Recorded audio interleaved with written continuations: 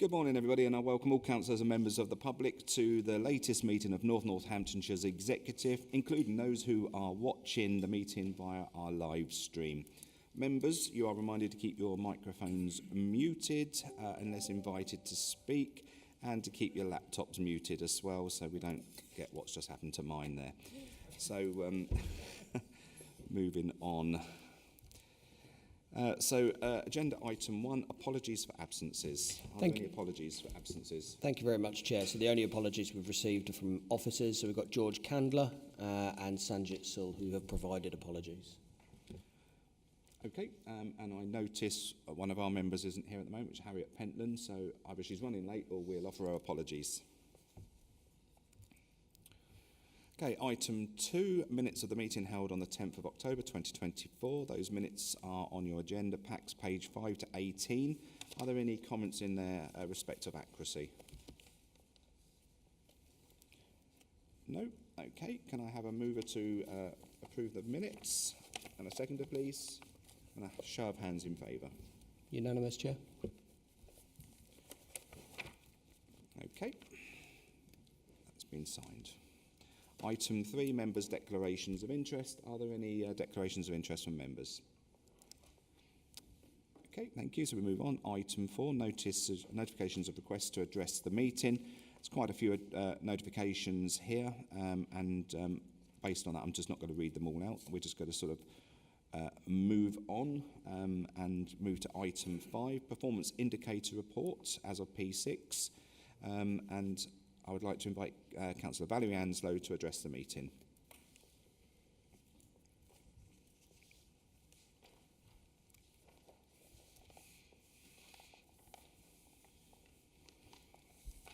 Thank you. So, Brighter, Better Futures, numbers 22, 33, 18 and 36. They're all related to education attendance and the provision of EHCP plans. Brighter and Better Futures for the families missing in education or absent for prolonged periods does not just impact their futures, but impacts society in the long run. The same goes for any SEND provision they receive. But there's a group of children missing whose futures are uncertain, as those who are electively home educated do so for many personal reasons, or maybe out of dissatisfaction. These children are our responsibility as well. If we think back to the Education Act, to the Equality Act, to safeguarding, they are our responsibility. So I'm asking if a KPI can be added that shows the trend in elective home education. Is that a possibility? Thank you very much, Councillor Anslow. I'm sure the executive member in responsibility for that area will talk to the exec director and see what possibilities are. I'd like to invite Councillor Lynn Buckingham to address the meeting. Thank you very much, and good morning, everybody. I just wanted to tease out a couple of KPIs. MPS 53. In terms of repairs, backlog of repairs, 1470 are out of time.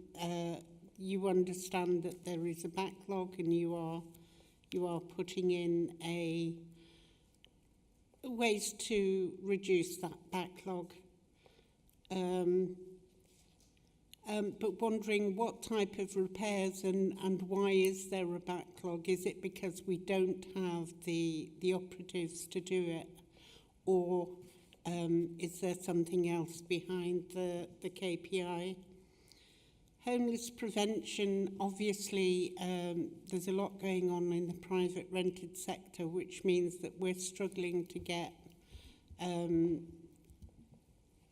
all those things in place. We need a thriving private rented sector to help homelessness.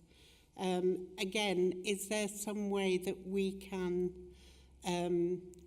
utilise the position and offer something to landlords like a a management company that will sort of take the heat off the market.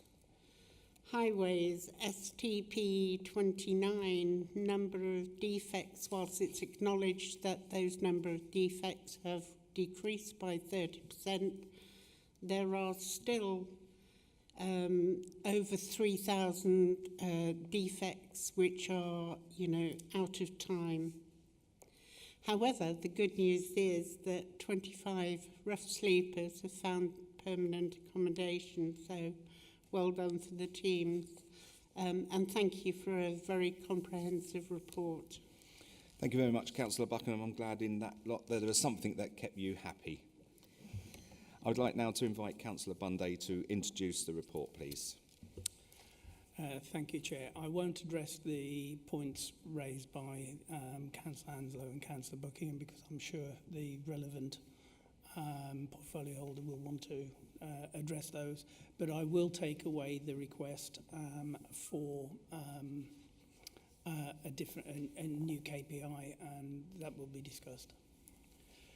The new performance management framework and 2024-25 KPI set were approved by Executive in May. KPI reporting within 24-25 splits indicators into 3 types: core KPIs, service KPIs, and organisational health KPIs. All members are sent a monthly core KPIs, and this report is brought to the Executive Committee on a quarterly basis. This report covers the core KPIs, service KPIs, and organisational health KPIs for the month of September and quarter 2, which is period 6. 35 KPIs are reported in the core monthly set and therefore feature within Appendix A. There are actually 44 RAG status KPIs because 3 highways defects are split into 4 each. Further 104 service KPIs and 47 organisational health KPIs are reported on a quarterly basis and feature in the appendices B and C. In this period, of those KPIs with a target set and where data is available, 38 indicators are on or exceeding target, 13 indicators are within tolerance of target, and 21 indicators are performing below target. For those KPIs where the polarity of the direction of travel has been determined, performance has improved in 37 indicators and deteriorated for 15 indicators. 18 have changed by less than 5%, or if deteriorating, were still on target. I'm sure members will want to raise comments on their own KPIs, but for the KPIs in my areas, council tax collection rate remains on target. Customer service helped nearly 176,000 residents, nearly 90,000 of these by telephone. It is estimated that the value of contracts awarded to local suppliers was 77%. 98.6% of invoices were paid within 30 days of receipt. And our commercial stock continues to perform well with a yield of nearly 5.5%. And with that, Chair, I'm happy to propose the recommendations of paragraph 3. Thank you very much, Councillor Bunday. So I'm going to open this up now to debate from members. I know Councillor Mercer has indicated to speak. Thank you, Chair. I'd just like to speak about a couple in my area. AFL 26, which is section 42, so I'm very pleased that that's moved this month from red to green. So we've gone above our target of 95%. Also, another very pleasing indicator is BBF 04, that's mother smoking in pregnancy, which is down to 8.31% when the national average is 11%. So that is a really good target to have hit or exceeded. A couple of them, like health checks, AFL 20 and 21, we are hoping for better performance ongoing. These are figures for July to September, and we've been onboarding new providers, some of whom are not GPs and not subject to primary care pressures, so we're hoping for improvement in that in the future. And the smoking quit rate for this month, that's AFL 22, is down, but there's often a seasonal impact, and if you look at the year to date, we're above the national average. We've now taken on more smoking advisors.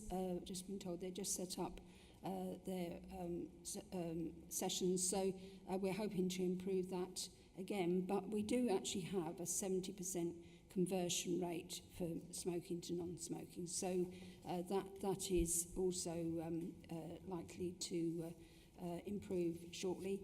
And the breastfeeding one, BBF 01, again, we are doing a lot of work in that area to help people, particularly, say, with tongue tie, to help people out. So I'm hoping for improvement in that area as well in the future. Thank you very much, Councillor Mercer. Councillor Edwards. Thank you, Chair. And just in response to Councillor Anslow's question, whether it appears as KPI, we will absolutely talk about that. But those figures are readily available all the while. As you'll know, Councillor Anslow, we are currently doing deep dive into elective home education as to why we are slightly above the national trend and what is happening there. So if ever you need a statistic or a figure, absolutely just drop me an email or drop Charisse an email, and we'll only be too happy to provide you with that data. Thank you very much, Councillor Edwards. Councillor Rowley. Thank you, Chair. In response to Councillor Buckingham's questions, the repair KPIs, why is there a backlog? We've had a backlog for quite a while, which we spent quite a bit of money to try and bring under control with the older backlogs that was completed earlier in the year. The team are working hard to clear the backlog from the beginning of this financial year, which they hope to have sorted out by the end of this financial year. Why is it happening? There's a number of reasons, one of which is that usually there's 4 people in the team either on holiday or on sick, which has been addressed as part of the department's review.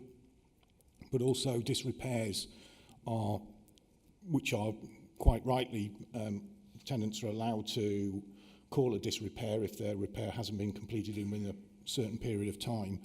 But we have got councillors who are encouraging people to put in disrepairs for one item, and then once that's in, raising multiple items that takes priority away from fixing the normal repairs.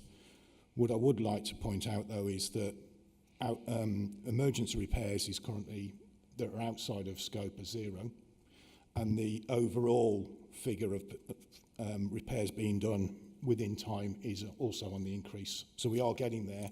It's just clearing the backlogs created from previous years. In terms of the homeless and what we offer for private sector, the private sector housing team do offer a whole range of help services and grants to help owners with empty properties or rental properties to bring them back so that we can offer them up for rental for residents within the area. So they are working hard to do that, and there are a raft. It's just trying to get the building owners to actually come and accept that help. Thank you, Chair. Thank you, Councillor Rowley, and I'm pleased to hear there's some action happening within the department to bring down the backlog in repairs. Customers should be able to live in a house which is fit for purpose, and if we're not doing those repairs, obviously, as you've already pointed out, there is a right for them to lodge a disrepair claim, and so be it, but we have to deal with that. But we certainly have to get on top of any of those repairs that are outstanding. Councillor Binley. Thank you very much, Chair. Just to pick up on the comments made around the Highways STP 29, as I'd already made a note to talk about these KPIs, actually not to raise them from a negative perspective, but to actually raise them from a positive perspective, because yet again we are seeing year-on-year improvements by our work with our contractor and making sure they're doing what they need to be doing, and seeing that the number of defects that they repair within SLAs has yet again increased comparatively to last year. So we are seeing improvements. I would just point out, just a slight correction to the comment made by Councillor Buckingham, there's not 3,000 that are out of time That's why further down you have the KPIs that state which are within the SLA. So what you'll find is they are not out of time, they are within the SLA. So yes, there are 3,061 outstanding defects, but they are within time. And the reason they are within time is because you've got the different categories, P1 through to P4, and we have over 1,000 highways defect repairs reported every single month. So that is why you have that number outstanding. It's just a rolling number, but Kier are performing within the contractual requirements, in fact, above the contractual requirements. So, thank you, Chair. Thank you very much, Councillor Brindley. Councillor Brackenbury. Thank you very much, Chair. Right, I mean, as always, I welcome this report. I welcome the comprehensive snapshot of where the council is in all the various directorates and all that is going on. I think it's extremely valuable to actually see how the organisation is progressing, and I think it's good that this report comes out on such a regular basis. In my own area, I welcome the improvement in major planning applications and non-major planning applications being decided on time. That's good. There is obviously, we'll be discussing it later on, but there's clearly a lot of work been going on in improving the planning service, and that has been welcomed and noted by independent experts such as the Planning Advisory Service. Moving on to regulatory services, which perhaps isn't something we talk about quite so often.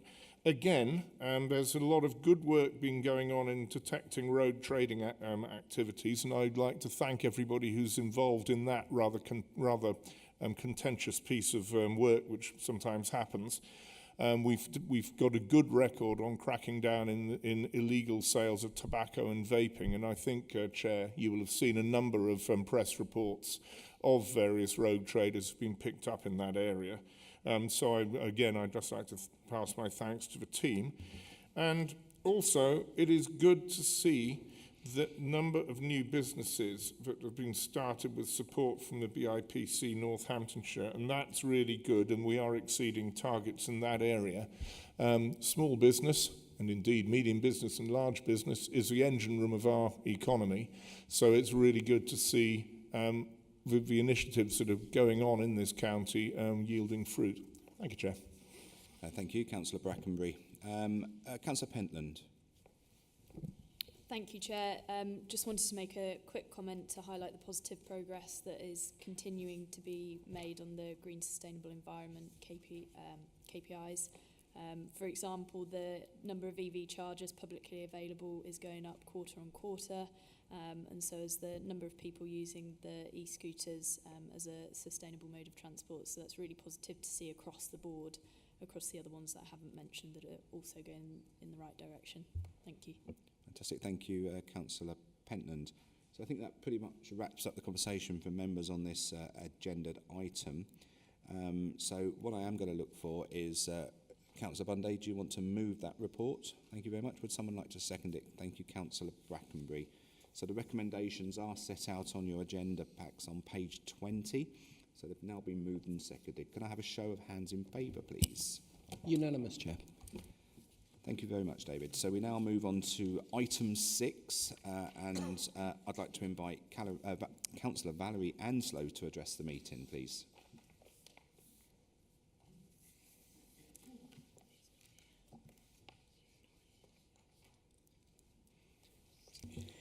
Thank you. I'm so pleased the levelling up words have gone. I could never quite come to terms with that and grapple with that idea. Anyway, I'm pleased too that a long list of work has been done in those 3 left behind areas. As the work was trying to put here, as we know, those areas were neglected and had been for many years. But if this council is now moving to business as usual, does that mean that the projects led by community groups in those areas will now be bidding for the same pots of money as areas not left behind or identified as such? The 3 areas identified by the Scrutiny Commission in 21-22 were certainly areas of deprivation, But I know from Wellingborough's example, that other areas of the town were equally left behind, but had no dedicated funding. The Victoria Ward, for example, Hemingwell and Kingsway, Croydon Ward. If business as usual means a spreading thin of the resources pot, then outcomes will be equally meagre. But if business as usual means that we recognise the challenges of residents in all left behind areas, target groups in such areas to have the maximum impact, then business as usual will be good. It'll be great. My recommendation would be to target the family hubs and the youth work in all the deprived areas as the greatest need, and will have the greatest long-term impact on their futures and the social fabric of North Northants. It's apparent in the report that the VCSE organisations hold our society together. They delivered most of the improvements with our funding in the 3 identified areas. These organisations rely on grant funding. At this point, I'd like to mention Support North Northants, which is described on page 59. This organisation brings service providers together to provide early intervention and the prevention of issues. This model, used in business as usual, is the way forward, I believe. An expectation that the VCSE organisations will collaborate rather than enter a bidding war for funds. Thank you. Thank you very much, Councillor Anslow. I do have down here that Councillor Cahoon was due to speak, but I don't see him here, so we'll move on to Councillor Maxwell.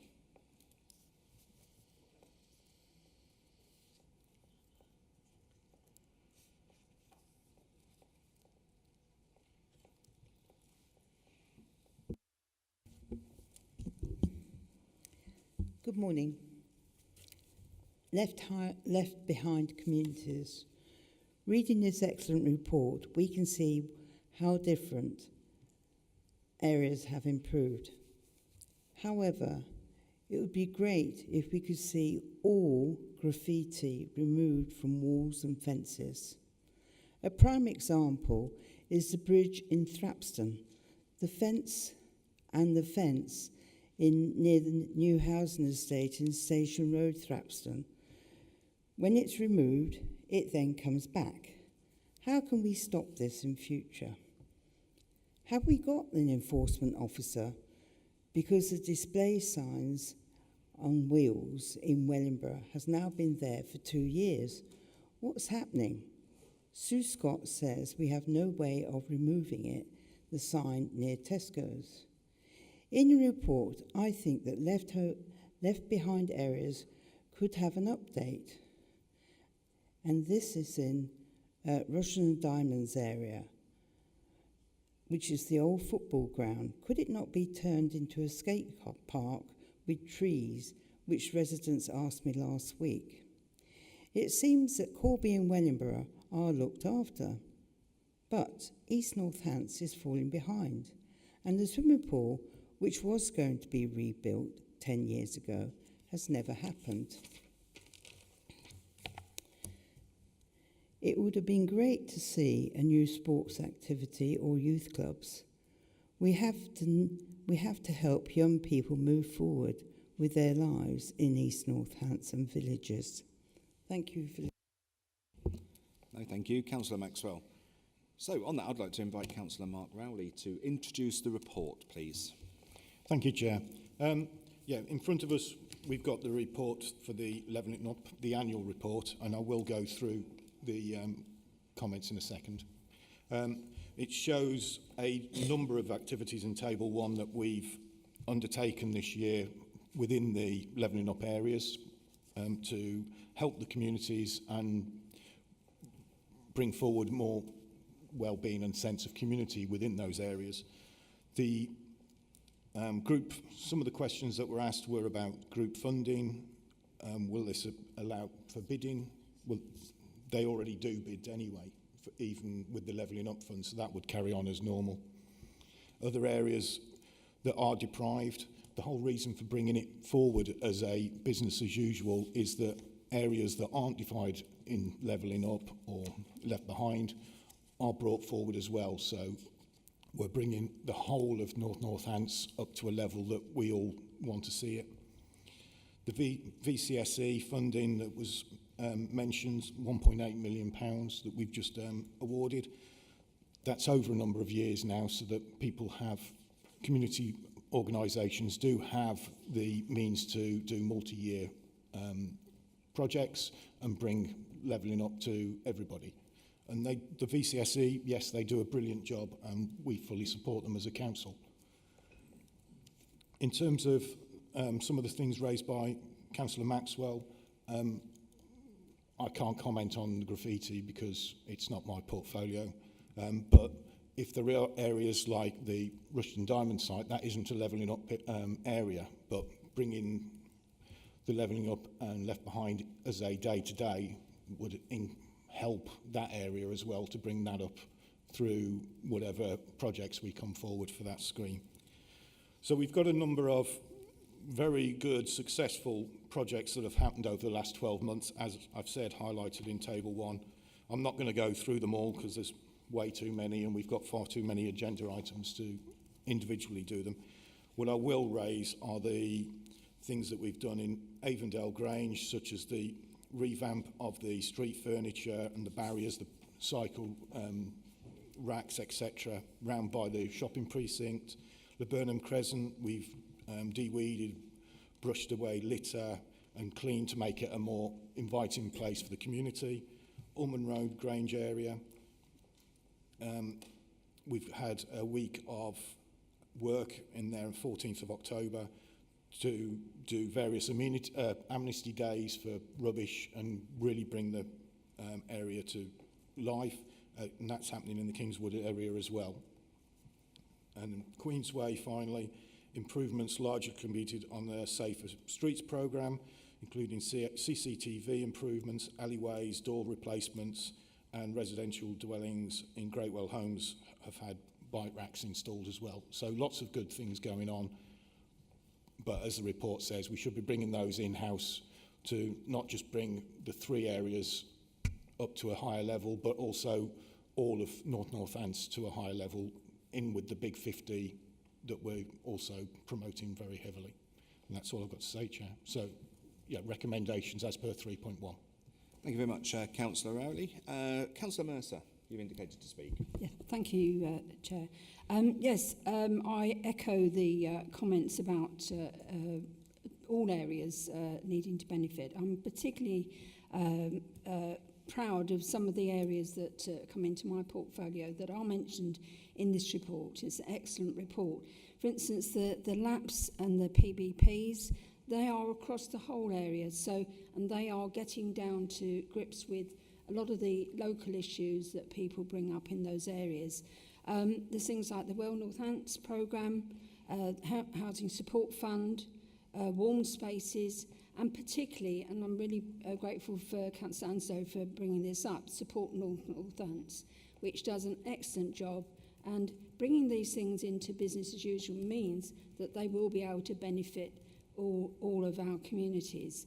So there's just one fly in the ointment, Chair, one bad story. That's the cancellation of the Cultural Fund, which will impact all of our communities. That is mentioned in the report, and I think it's very sad that we've lost that funding, £5 million.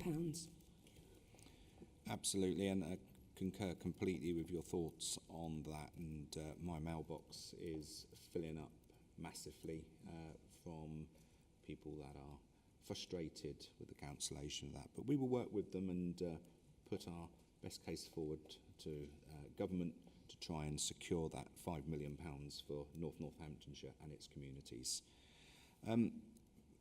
Councillor Ellen Howe. Thank you, Chair. Yes, I welcome this report. I think it's fantastic to see the amount of work that we as an authority have done since vesting day to work on the levelling up across the whole of our area. And I'm particularly proud and delighted with the work that our leisure team have done. We've brought fantastic family fun days throughout the whole of Northamptonshire in each area. So we've had thousands of people, families, attend these free active family fun days where they can engage with all sorts of local clubs and organisations, do sample tests of different activities, and those have been an absolute fantastic success, and they've engaged with everybody, and the fact that they are free to attend means it's open to absolutely everybody. I'd also like to congratulate the team at Rushton Lakes in our Discover Northamptonshire hub. They are working really hard to engage with everybody that attends Rushton Lakes, to encourage them to attend and visit all of our fantastic attractions that we have here. And by doing that and encouraging people to visit them, that makes it also brings business and makes those businesses have those visitors who can sustain those businesses. So that's another aspect that is working really, really well. And also the libraries, you know, with our business and intellectual property centres, we've seen a fantastic number of individuals and businesses take up the offering there. So we're encouraging local business. We're encouraging people to engage with all of the activities and everything that's going on in and throughout the whole of our district. But I'll echo what Councillor Mercer said with regards to the loss of the £5 million cultural funding. Some of those voluntary organisations work on an absolute shoestring budget, and they've spent time and effort putting together these bids to be able to apply for this funding, and they've worked really hard with us. You know, a lot of these people don't get paid to do this. They want to have these facilities open to everybody so that they can bring culture and heritage to our district.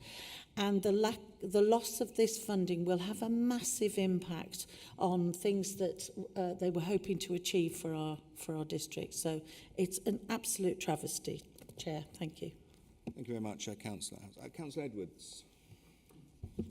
Thank you, Chair, and I too welcome this report. Just to talk to Councillor Anslow about the youth offer. Absolutely, I agree with you, and you'll see within the report we have appointed a youth engagement coordinator, which is looking at all things 11 to 18, I think it is, in relation to youth clubs, in relation to youth provision, into relation what do actually our youth want? You know, I'm far too old to be saying, you know, what my 11-year-old nephew wants. He tells me, you know, at Christmas what he wants. So it's only right, actually, that we should be working with the children to get them to tell us what they would like. And that is happening. I particularly like Councillor Rowley's part about the Avondale Grange, and that included the local school, you know, taking pride in their area, creating paintings to be put around the flower pots, planting the flower pots, and that was really good to see that the young people are involved within that. I absolutely agree about family hubs. Family hubs is a great way of getting out there to those families that are vulnerable, to those families that absolutely need that help, whether it be 24/7 or whether it be a physical building. And some of these families need help at 3 o'clock in the morning. And it's great that we are able to give them that advice and support at that time. We've never underestimated our voluntary sector. I think there are absolutely amazing people out there that have done amazing work, that do amazing things. A lot of amazing words there, actually, wasn't there? They are absolutely fantastic, whether it's our uniform organisations, whether it's our churches, whether it's our people that run the food banks. They do absolutely brilliant job, and majority of them don't want to be recognised. They do it because they feel as though they want to do it, and I'd like to thank them for that. And the last bit is I actually visited a nursery with Fran, our new AD, yesterday in one of these areas, so Ronald Tree Day Nursery in Kettering. I have been there a few times before, and the work that they are doing with the local community, again, is absolutely fantastic. And I know in your hometown, Councillor Hounslow, of Wellingborough, that our maintained nurseries, so these are our nurseries, are doing amazing jobs working with those families and working with the local communities. So I welcome this report. Thank you very much, Councillor Edwards. Councillor Binley. Thank you very much, Chair. Of course, very much welcome this report. I'm going to, of course. But I would also echo all of the comments that have already been made, and I shan't go back over them because I agree. I think it's absolutely right and proper that this now becomes ingrained as business as usual. I don't think that we want that to get lost, because I think that's getting lost on some people, that they think that it's been thrown away. It's not that. What this report is saying is that this now becomes part of everybody's day-to-day life within the council, that they recognise that they're thinking about these areas and these left-behind communities. That is what's becoming business as usual, that mindset. And of course, it's absolutely right and proper that that is the case. When you look at Queensway, if you cross from Hatton to Queensway, your life expectancy goes down by 10 years just by doing that. If you also look at employment rates, and I know that people have talked about other areas, and yes, there are absolutely areas of deprivation within our own other communities, but these are the areas that we have to focus on, because you look at the statistics with Queensway and employment of people with disabilities, it hugely drops off in comparison to the rest of Wellingborough. So we do need to have that ingrained and continue working on that. So I fully support this, Chair, and all of the work that's gone on into this. And just to pick up Councillor Maxwell's comments, I'm going to drop him in it now. I'm sure Mr. Kane will be happy to talk to you afterwards about those various issues. When it comes to graffiti, it does form part of the what was the levelling up agenda, because of course it was around Pride in Place, and that was one of the criteria. But you will also know that on the forward plan there is a paper coming to executive with regards to increasing fixed penalty notices, and one of those is graffiti, thanks to the last government who raised those fines quite significantly. It's not necessarily going to be the answer, but it certainly should help with a deterrent. And on the vehicle side of things, that is, it doesn't fall really to highways, and I understand your complication there, because technically it's a planning matter where they've got advertisements on them on the highways. But again, and I'm sure you talk to Mr. Kane afterwards, there's an email address which is NNC regulations team, and they will pick that up for you, as they've done for me on many an occasion. Thank you, Chair. Thank you very much, Councillor Binley. Councillor Brackenbury. Thank you very much, Chair. And thank you, Councillor Maxwell, because you are right. Graffiti is one of those things which makes an area a lot less attractive than it need be. And it is something which I'm very pleased that the previous government has addressed, and that there are now much higher fines coming in for that. Not that it's going to solve all your problems overnight, but it is certainly something which it does affect pride of place, and it's absolutely right to raise it.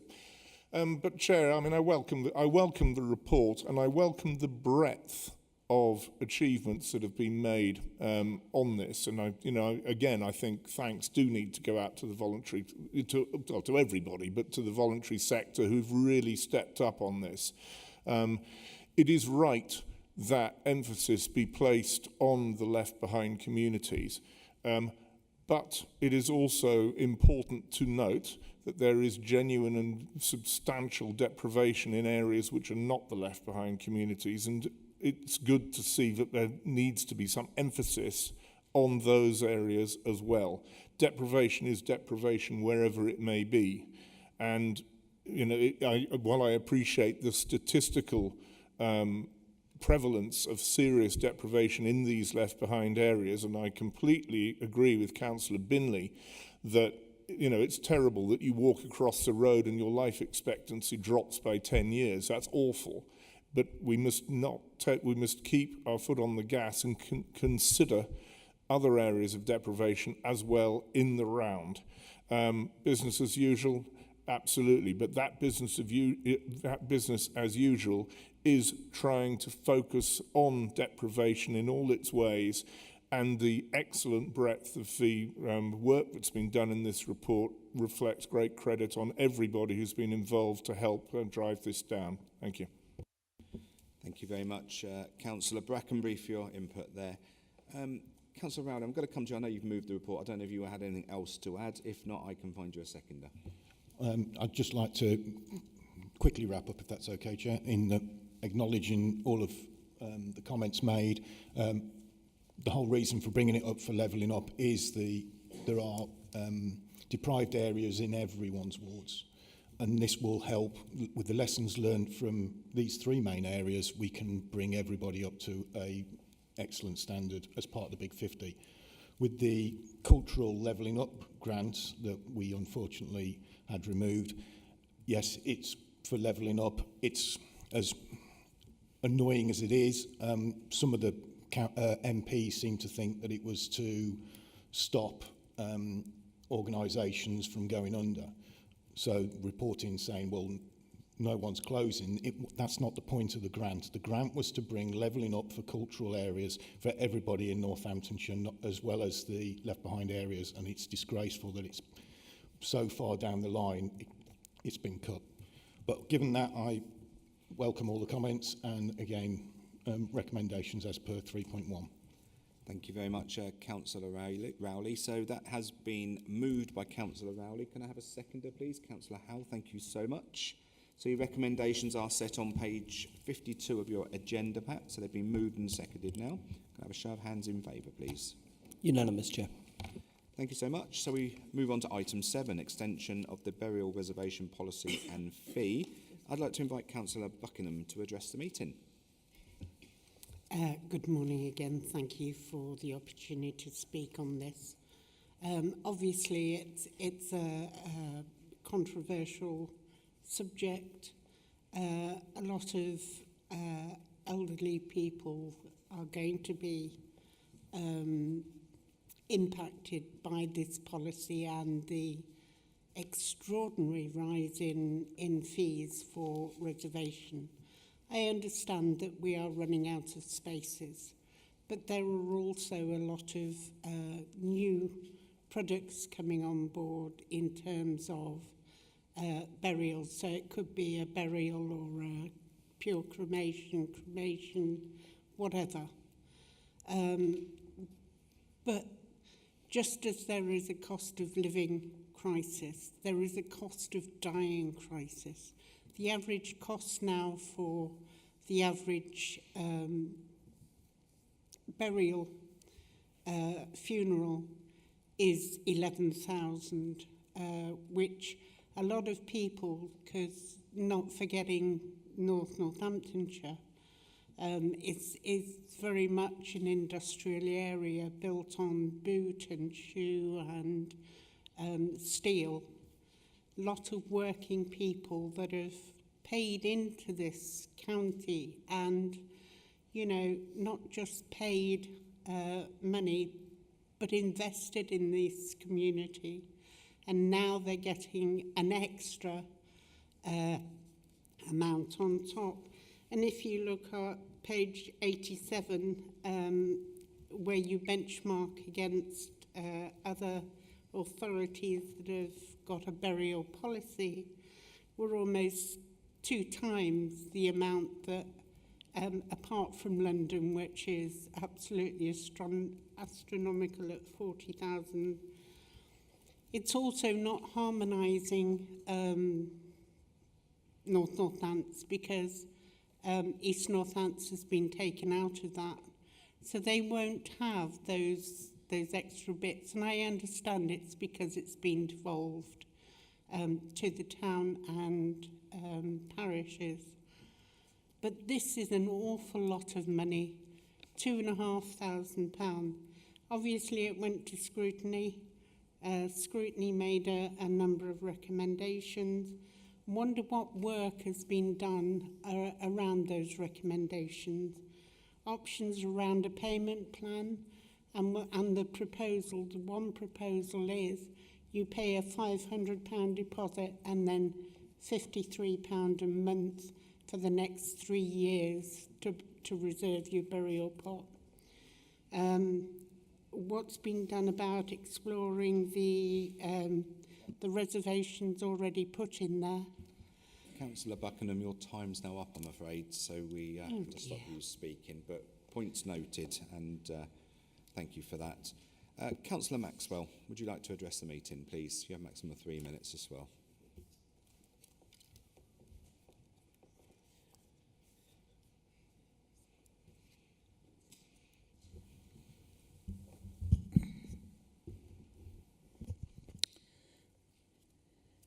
Good morning.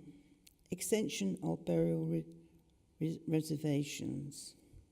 When we're looking at NNC burial grounds, I'm not sure you have any idea of the costs involved of towns and parishes' burial grounds, which have to be looked after.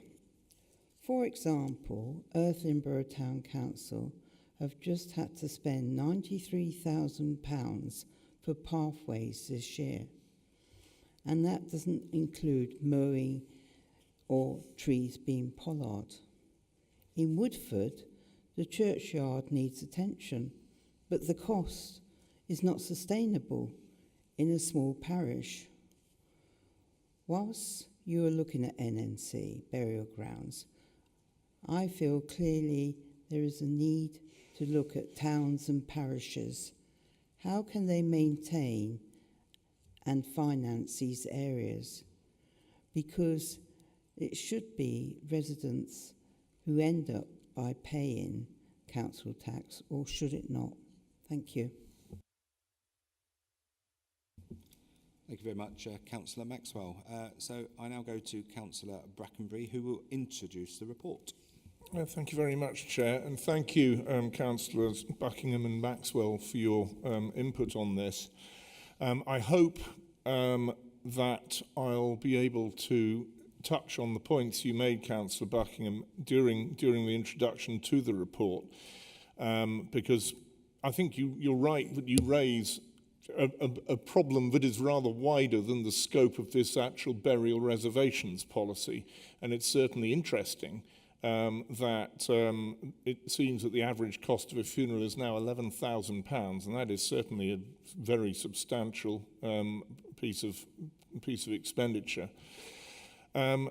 So, Councillor Maxwell, I mean, I agree with what you've just said, and I appreciate that towns and parishes, especially in East Northamptonshire, where the burials policy is devolved, again, so are the costs devolved, so it isn't really relevant to the paper that we're about to discuss. But of course, I do appreciate that it's a highly cogent issue. But if I may, Chair, turning to the actual report, we are proposing to bring in a unified burial policy for the cemeteries which are under control of this authority. It is important for this to be done in order to manage the limited amount of space available, so that space is managed to be available as long as possible, and to provide a service to the families who might wish to reserve burial plots. We manage 13 cemeteries across our area, and at 4.1 in the report, you'll see that 17.7% of available grave space is currently reserved in the Kettering area, which currently has a reserve burials policy. And 33.2 to 40.8% of space is reserved in Wellingborough, and 91.2% is reserved at the Shire Lodge cemetery in the Corby area. Therefore, we think that introducing this policy will ensure that the current inconsistencies in burial reservations across North Northamptonshire are removed and that a clear policy is set across the whole area. It's also important to note, and I think this may be of interest, Councillor Buckingham, it's important to note that any resident of North Northamptonshire will still retain the right to be buried in one of the authority's cemeteries. So you don't have to reserve a plot unless you wish to do so going forward. You still have that right. But the proposed policy would enable a resident to reserve one burial plot for which a fee would be charged, as has been set out at the current level charged in the Kettering area of £2,513, which is set out in 4.7 of the paper. That fee would give the resident a right for 99 years to say who may be buried in the plot concerned.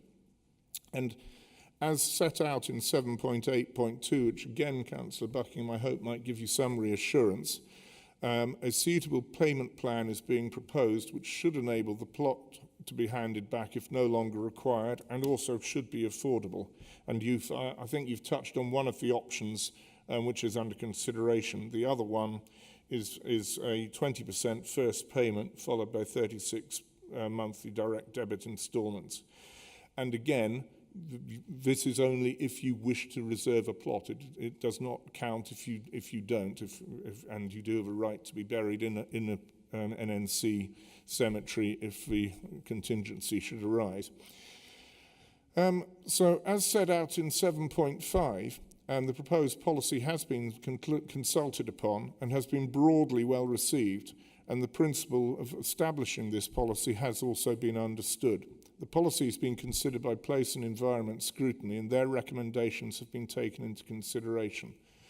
I'm very grateful to all those who have responded to the consultation. I'm also very grateful to the members of the Scrutiny Committee who've put in a lot of recommendations and a lot of hard work on this, and also, of course, to the whole team of officers for their painstaking work in bringing this paper to the Executive. So in conclusion, Chair, introducing this policy will give families assurance that they would have a plot in their own chosen cemetery, and will also enable the limited space in those cemeteries to be managed as sensitively and efficiently as possible for the benefit of all residents of North Northamptonshire. And for that reason, I am happy to propose the recommendation at 3.1 for the reasons set out at 3.2. Thank you, Chair. Thank you, Councillor Brackenbury. And I'm not seeing any notifications from members. Sorry, Councillor Howe. Thank you, Chair. Yeah, I welcome this report. I think it's right that we look to bring all of our areas in line. The disparity between some of the different areas is quite substantial, and I think we need to be a fair council offering a fair service to all of our residents. And Councillor Brackenbury is absolutely right. This policy only applies if you wish to reserve a plot. It does not apply to anybody, any resident who wishes to be buried in our cemeteries anyway. So this is just purely those that wish to reserve one. So I think it's absolutely right that this is brought forward. Thank you, Chair. Thank you very much, Councillor Howe. Councillor Rowley, please. Thank you, Chair. Councillor Howell has just pretty much said what I was going to say, but it is a voluntary service to reserve a plot in our cemeteries. There are obviously a lot more cemeteries around North Northants that will have their own policies, and I'm sure the ones mentioned by Councillor Maxwell will probably look at their reservation policies as well. So fully support this. It is voluntary, and it will help alleviate some of the problems we've got in some of our cemeteries. Thank you very much, Councillor Rowley. Councillor Edwards. Thank you, Chair. No, I too welcome this uniformed approach, and I think in times of death, it's comforting for families to know that they could be buried where their other loved ones are. We don't know how long we've got in between husbands and wives departing or mothers and children departing. So to be able to reserve a plot near your loved one is really important and can make you carry on with the rest of your life knowing that eventually you will be with whoever you want to be with. For eternity. Looking around, there's no other comments. Councillor Brackenbury, I don't know if you just wanted to wrap up and I'll find you a seconder. Just very quickly to wrap up, I'd like to thank colleagues for their supportive and welcome comments. And yes, absolutely, Councillor Edwards, it gives an option for loved ones to be reunited when the time comes. So, you know, with that, Chair, I mean, I do welcome the report, and I do continue my proposal at 3.1. Thank you very much, Councillor Brackenbury. So, as you know, the report has been moved. Could someone like to second that report for me? Councillor Edwards has seconded that report. Thank you very much. So the recommendations are set out on page 84 of the agenda pack. They've been moved and seconded. Can I have a show of hands in favour, please? Unanimous, Chair. Thank you very much. So we now move on to agenda item 8, application of lawn cemetery regulations to the new extension at Shire Lodge Cemetery. And I would like to ask Councillor Brackenbury, please, to introduce this report. Thank you very much, Chair. We seem to be staying on the same theme. Shire Lodge Cemetery in Corby has been in use for 58 years, and owing to its capacity nearly being reached, planning permission was sought and was granted for an extension of the cemetery to the southwest to enable provision for a further 2,978 graves. It is proposed that this extension be operated as a lawn cemetery, and that basically means that only headstones may be installed rather than any permanent additions outside the headstone border, which is more common in more old-fashioned cemeteries. It is considered that that would lead to an efficient and peaceful appearance of the lawn cemetery. It's also important to point out at 4.2, because of the technical difficulties explained at 4.2.4 of digging in the heavy clay soil in the area and with the high groundwater retention, it is not proposed to dig double-depth graves on the extension. And as stated in 4.2.5, families who would normally wish for a double-depth grave would on this site be offered the adjoining plot instead. Also, Chair, at 4.3.1, it is also proposed to rationalise the current somewhat complex suite of opening hours to a winter and summer opening, which is suggested at 4.3.2. You will note there's actually an illustration on page 111, which, as you can see, has quite a bewildering suite of various opening times. So it is thought that it is just more sensible for residents and for staff alike to actually coordinate the closing time, or the opening times, from the 1st of April to the 30th of September, 8 a.m. till 7:30 p.m, and from the 1st of October to the 31st of March, 8 a.m. to 4:30 p.m. And these hours are already successfully operated at other council cemeteries. So, as stated at 7.5.2, the Planning Commission has stated the cemetery was to be configured as a lawn cemetery, and none of the feedback received had any objection to this proposal. Informal consultation has taken place, and further communications will be carried out to update residents of the new rules and of the changed opening times. And so, Chair, as previously, I'm grateful to the officers for all their work in preparing this report and for all their work in bringing this welcome extension to Shire Lodge Cemetery into operation. I'm grateful again from the feedback from Place and Environment Scrutiny for their careful analysis of this project. And again, I'm happy to propose the recommendations at 3.1 for the reasons set out at 3.2. Jolly good. Thank you very much, Councillor Brackenbury. I'm looking now members to, if they want to talk on this, and Councillor Howe, I understand you want to come in on this. Yeah, thank you, Chair. I welcome this report also. I was quite amazed at the timings that were put in for the opening hours of the cemetery. Extremely complicated for anybody to work around, and I think making it much simpler will be better for our residents. So I totally welcome that change.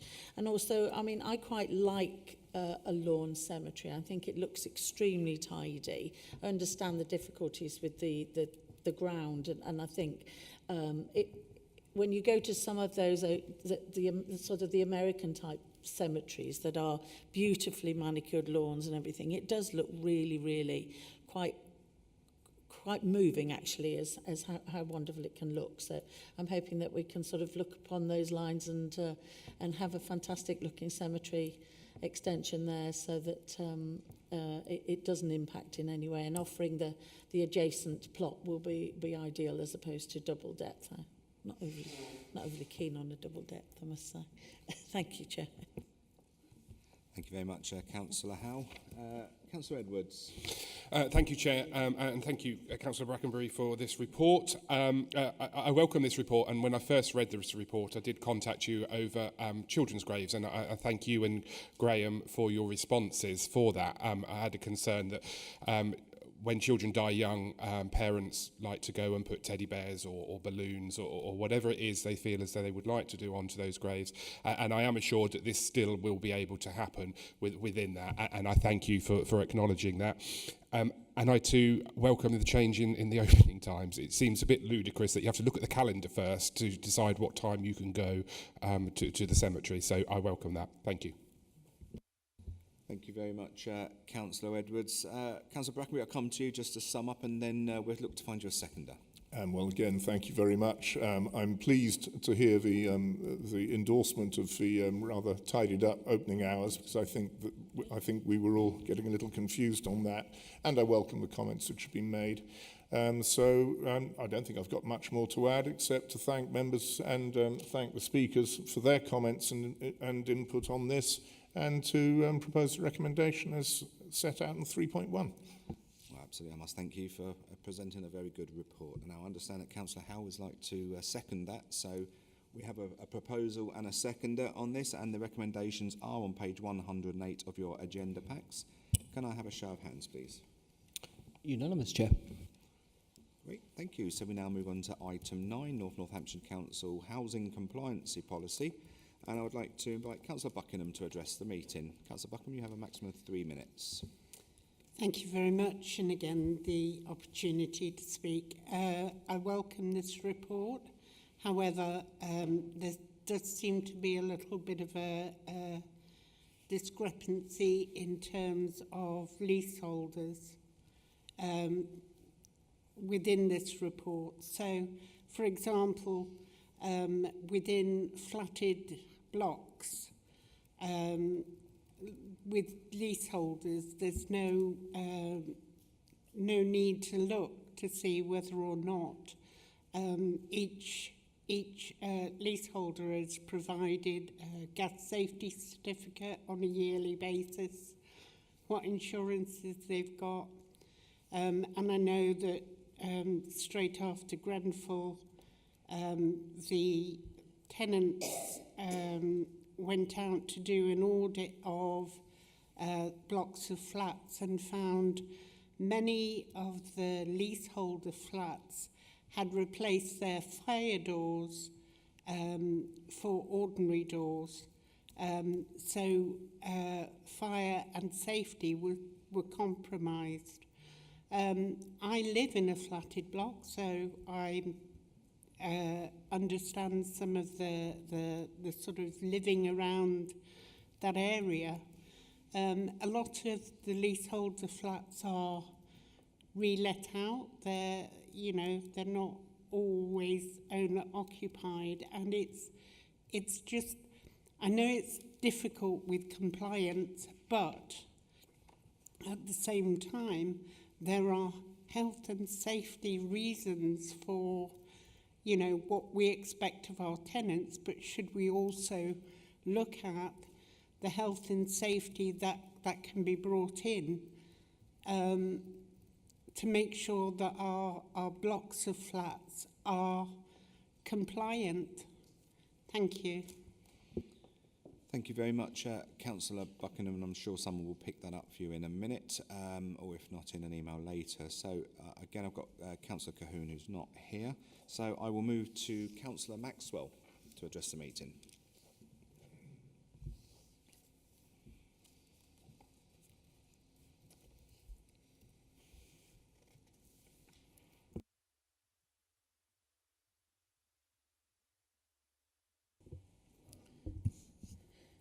Agenda item 9, NNC Council Housing Compliance Policy. This report, which is in its draft stage, is clearly a good step forward for council housing.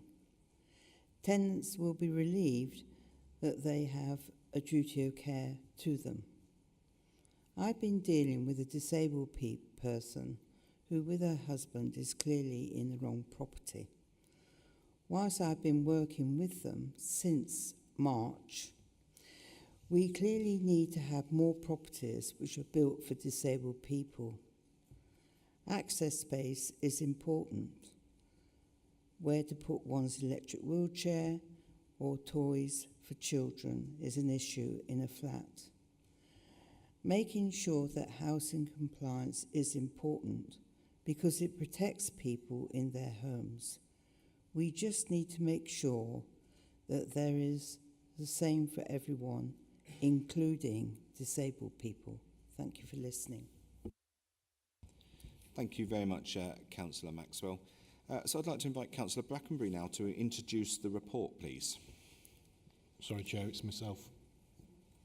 Oh, so actually you're right, it is Councillor Rowley. However, the word in here in front of me says you. So, but well, Councillor Rowley's is...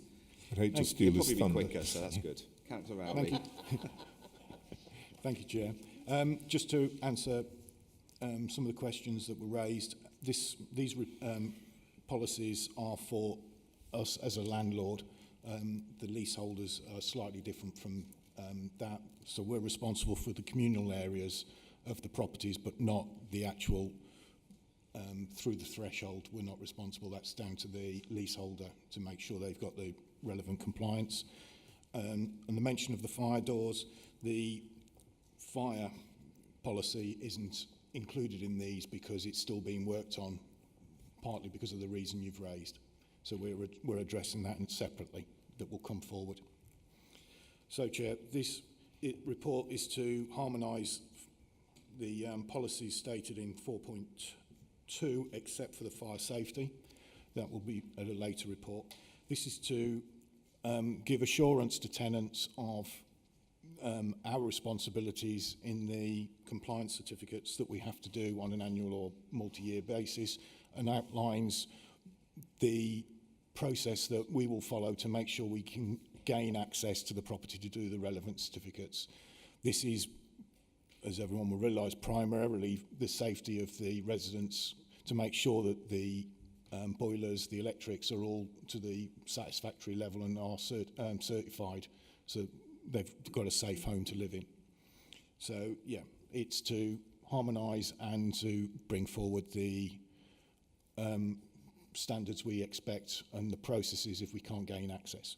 So I recommend as per 3.1 for the reasons in 3.2. Thank you very much, Councillor Rowley. Members, have you got anything to say in relation to this report? No? Okay. So the report has been moved by Councillor Rowley. Can I look for someone to second the report, please? Councillor Binley, thank you so much. So the recommendations are set out on page 130 of your agenda pack. They've been moved and seconded. Can I have a show of hands, please? Councillor Howes? Thank you. Unanimous, Chair. Thank you very much. So we move on to item 10, and just for reference, we'll have a quick break after this item's concluded. So this is the Planning Advisory Service Peer Review Update. I'd like to invite Councillor Buckingham to address the meeting, please. Thank you very much, and it will be no surprise to you that I welcome this report, because any peer review, any items where there is a clear process is always a good thing to do, and you've acknowledged things right the way throughout the report. However, The report also highlights some of the bigger issues in 3.11 and 4.16. It says about the morale of the team, that the teams aren't working together. There are areas for improvement there. The other thing that I think is missing is around, I've forgotten the word, enforcement action, and we have a backlog of enforcement, planning enforcement. So I feel that that needs to be looked at as well. But welcome the report, welcome the direction of travel, but realise there is still work to be done. Thank you. Thank you very much, Councillor Buckingham. So we now invite Councillor Wilkes to address the meeting. By way of introduction, Councillor Wilkes chairs our Planning Improvement Board. Himself and other elected members have done some sterling work alongside some of the officers in pushing forward some change at pace within this area, which is very much reflected in what's going on in planning at the moment. So I will hand over to Councillor Wilkes to address the meeting. Thank you, Chair, members, officers, and thank you for that warm welcome. It is appreciated. I'm delighted to see this Planning Advisory Service peer review progress report coming to the exec. I'm very happy to personally support it.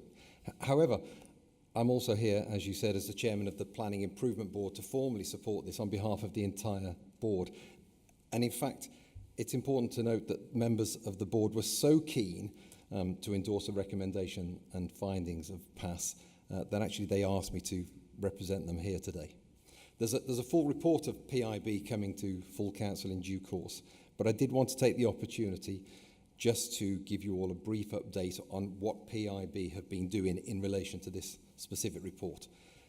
Firstly, Chair, if you'll indulge me, I would like to place on record my thanks as chairman of the PIB to all of the board's cross-party members, to the officers, to Graham Kane, PASS, and in fact all of the stakeholders who've engaged and interacted for their considerable efforts to date. We haven't had a lot of time. We've achieved a lot in a very short period. We've had superb support and feedback from everybody, and that isn't just those involved in the planning service, but actually from everybody across the council. It's heartening from my point of view to see that the PIB had already identified a number of the issues and the suggestions and the improvements that are highlighted in the PASS review paper in front of you. We'd also identified a number of areas of success, those things that are working well. And we'd already seen some of the areas that could be improved rapidly, and those have been put in place. I think what all of that shows is that we're all focused on the same issues and the same goals, which, as you will all appreciate, is really just delivering the best possible one council planning service for residents and members alike.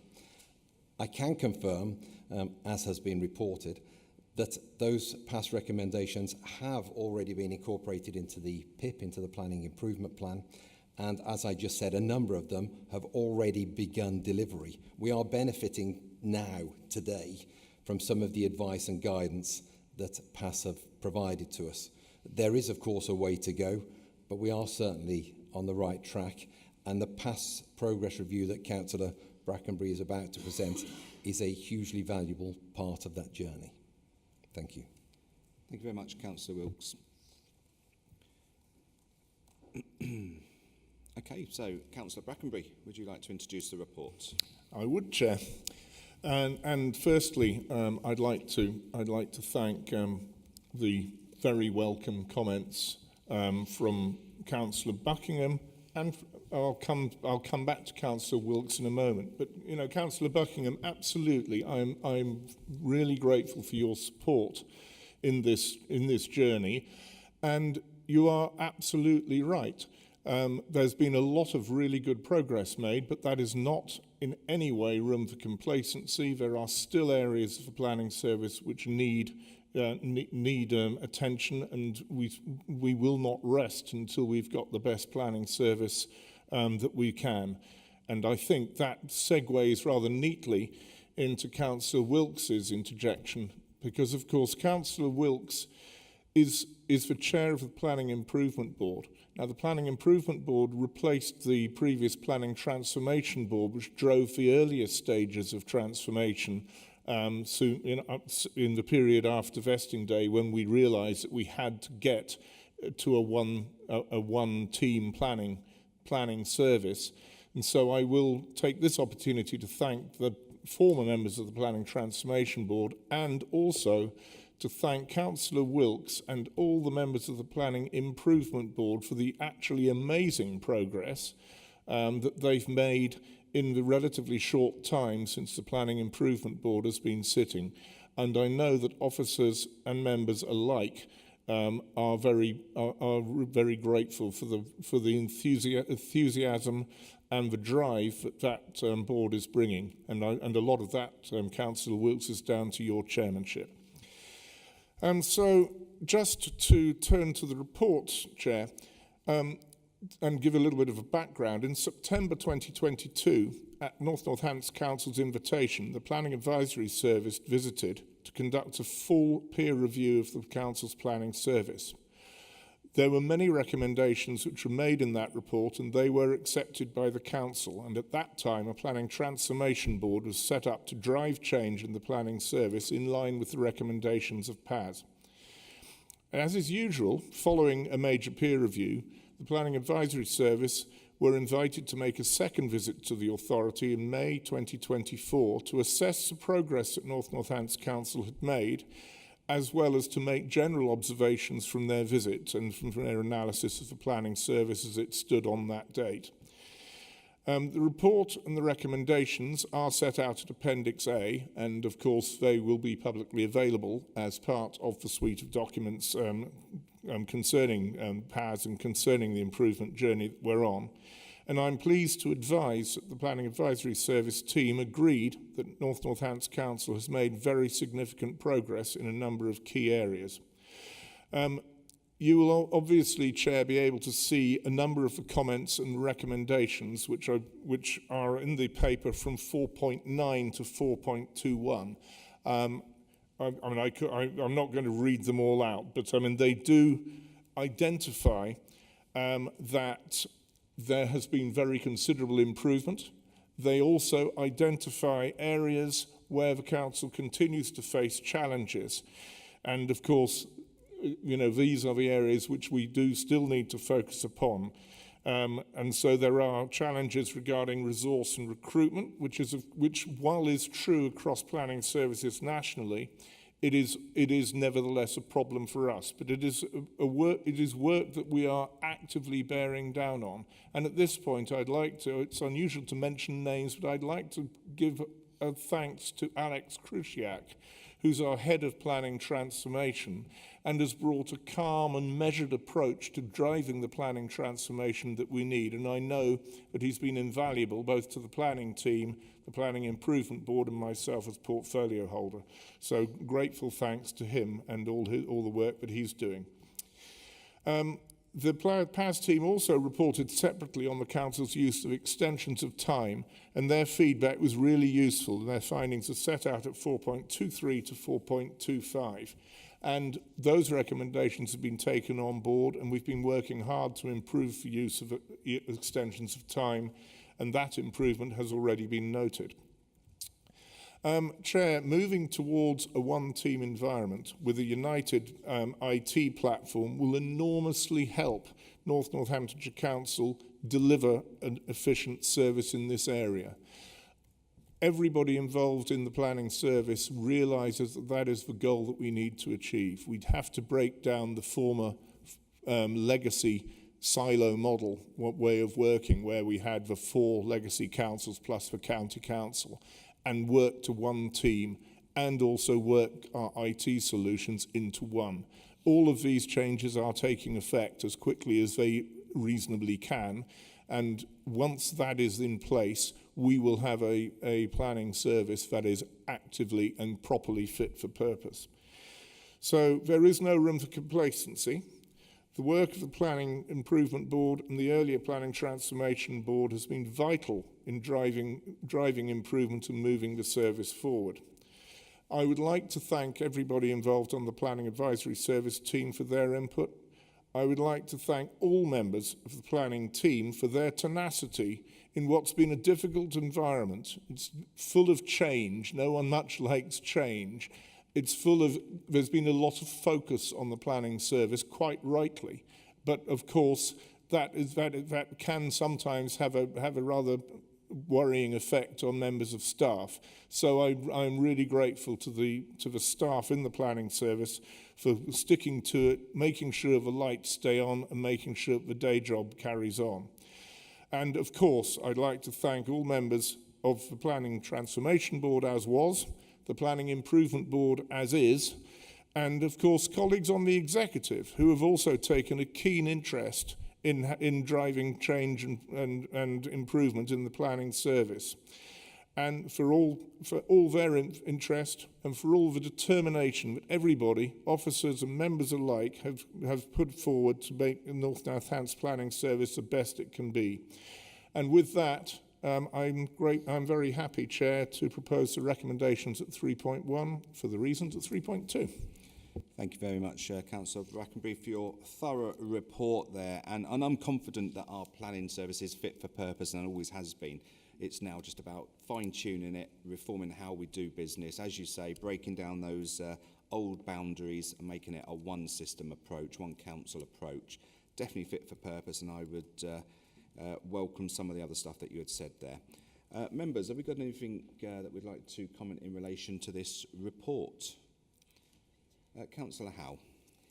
Yeah, thank you, Chair. Yeah, I welcome this report. It's right and proper that we as an authority bring in peers to review our processes, and I'm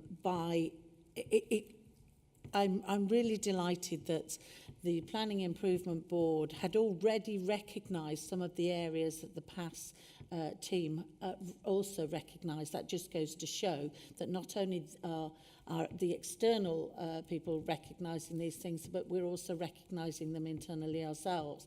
So it's good to see that we're continually improving this service, and we should not sit back on our laurels. We should keep going.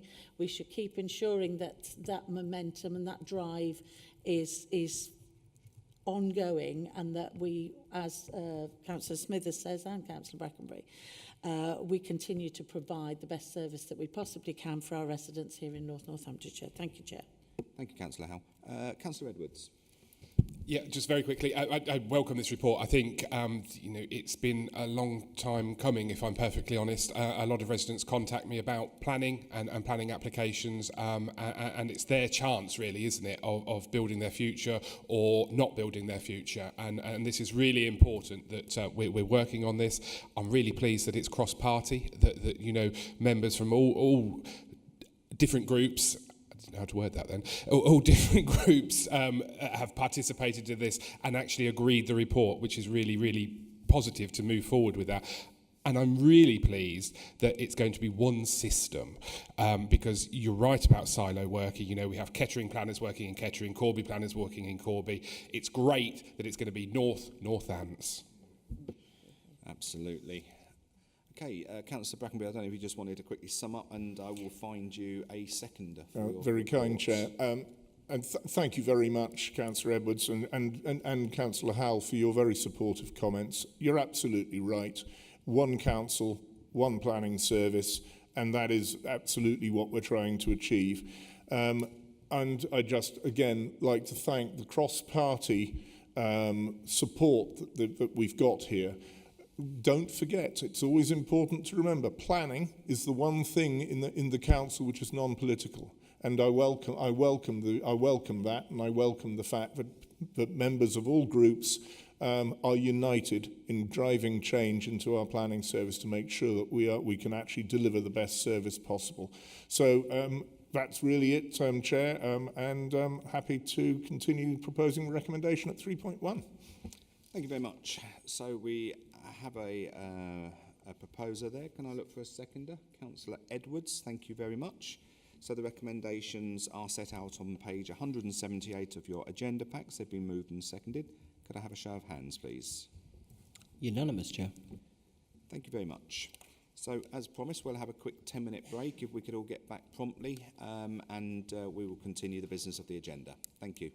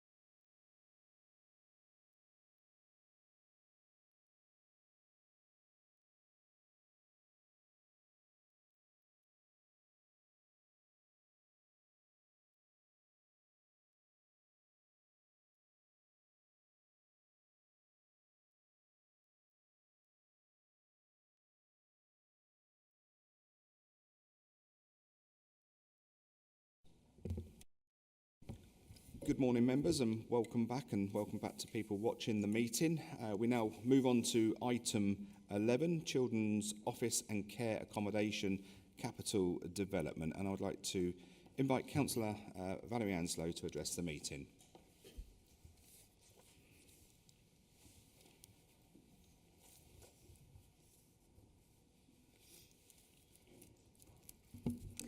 Thank you. I'd like to congratulate the Council on this report and the much needed decision to increase the provision for children in our care and those leaving care. The use of 12 Sheep Street in Wellingborough will be a boost to the local economy there and ensure that building is utilised. Wellingborough will be on the map again for NNC. I can understand why Swanspool House may not be suitable as a hub, because that is one of the buildings that is being looked into either for other uses. And Crowland Abbey, likewise. Crowland Abbey has been boarded up, unfortunately. But I do understand, as historic buildings, they're not necessarily going to be the best place for this office. However, I'd hate to see Swanspool House boarded up. It needs to be used for some reason. I'm interested to know what the cost is to lease 12 Sheep Street. However, going on, having attended the LGA conference recently and heard from the example of Somerset, who have invested to save for the well-being of children in their care, it looks like NNC are going to do the same. We've been at the mercy of private providers, some unregulated, and therefore we need to provide those homes. This was unacceptable in Somerset to use unregulated homes, and it's unacceptable to us. So thank you for this report and the decision you will hopefully agree today, for it will not only save us money in the long term, more importantly, it will enable us to monitor the outcomes of the children in our care and to ensure the best possible provision across North Northants. So thank you. Thank you very much, Councillor Anslow. And just to reassure you, Wellingborough is firmly on the map of North Northamptonshire Council, and as you would recognise by the investment that we've put into the area with the family hubs and such, that we are on the map. You are on the map over there. Councillor Buckingham, you have 3 minutes to address the meeting. Thank you very much. And before I start, I just need to say I'll have to leave the meeting after this, talking on this part, so I apologise for that. I too welcome this report, and for the reasons that Councillor Anslow has highlighted, the investment to save bit. Welcome some of the investment in our children and the move on accommodation, because move on accommodation after supported housing is one area that is often forgotten, and it's been a problem for many, many years, is how you get that move on and sort of help people progress through life. So whilst I welcome that, I think my only comments are made around using some of our assets that may not be used for some of those things. And whilst I fully endorse, the investment of 20 odd million pounds, it's that using the best use of our stock. How can we use it, or how can we use the land better, so that we're not buying off plan or whatever. But so welcome the need for that move on accommodation. Thank you. Thank you very much, Councillor Buckingham. So I'd like to invite Councillor Scott Edwards now to introduce the report. Thank you, Chair. Thank you, Councillor Buckingham. Thank you, Councillor Anslow, for your kind words, kind support in our looked after children, our children. This is absolutely right, and I'm rather excited by this report. It's a huge investment to support our children. So I'm asking for £20,373,780, that's quite precise, from the Capital Programme to develop our accommodation around North Northants. This is split into two different sections.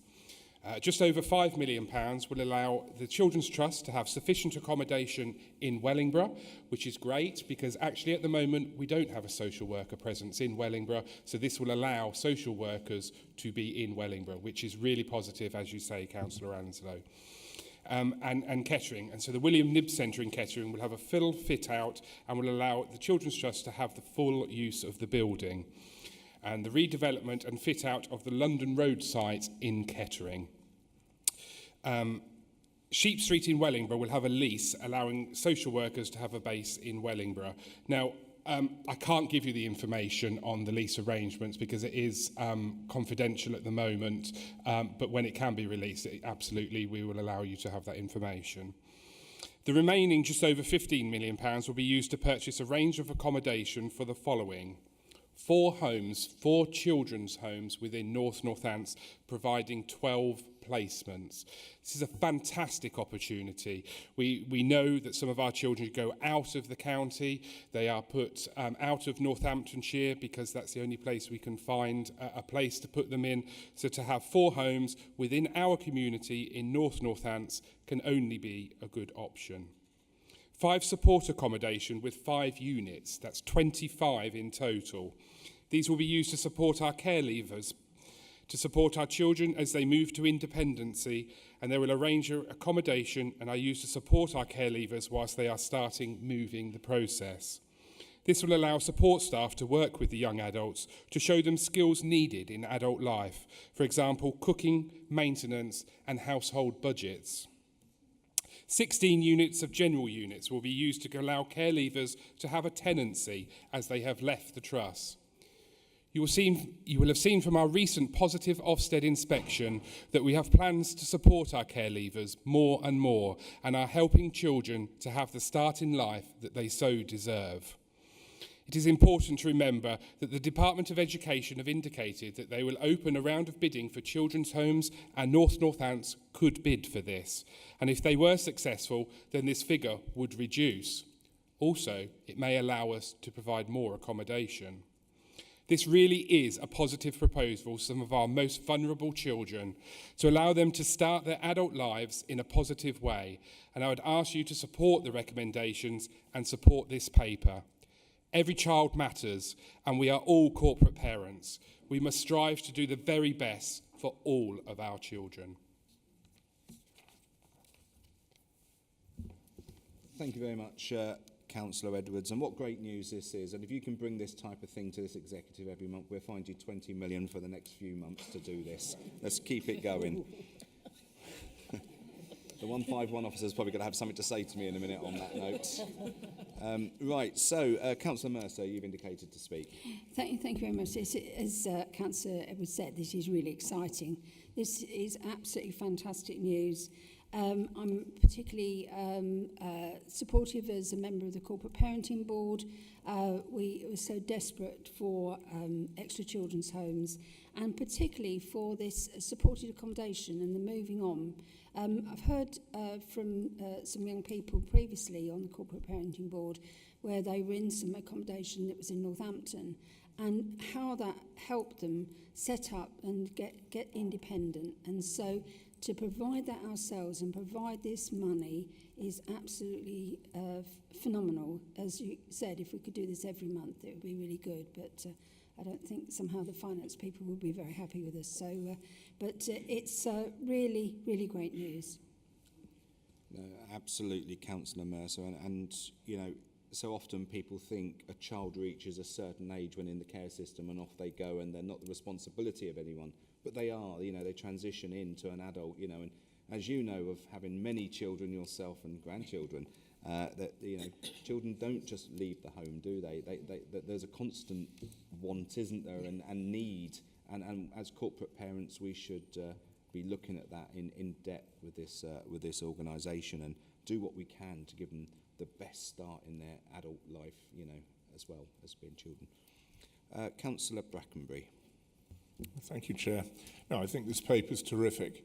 it shows commitment to children as they grow up, and as the chair says, as they transition into adults. So that's so important because, of course, it's a very vulnerable time of life as you leave being a legal child and move into adulthood. You are very vulnerable, and if you've had a difficult childhood, you've been coming through the care system, it's doubly so, and improving those outcomes in time will repay this investment 100 times.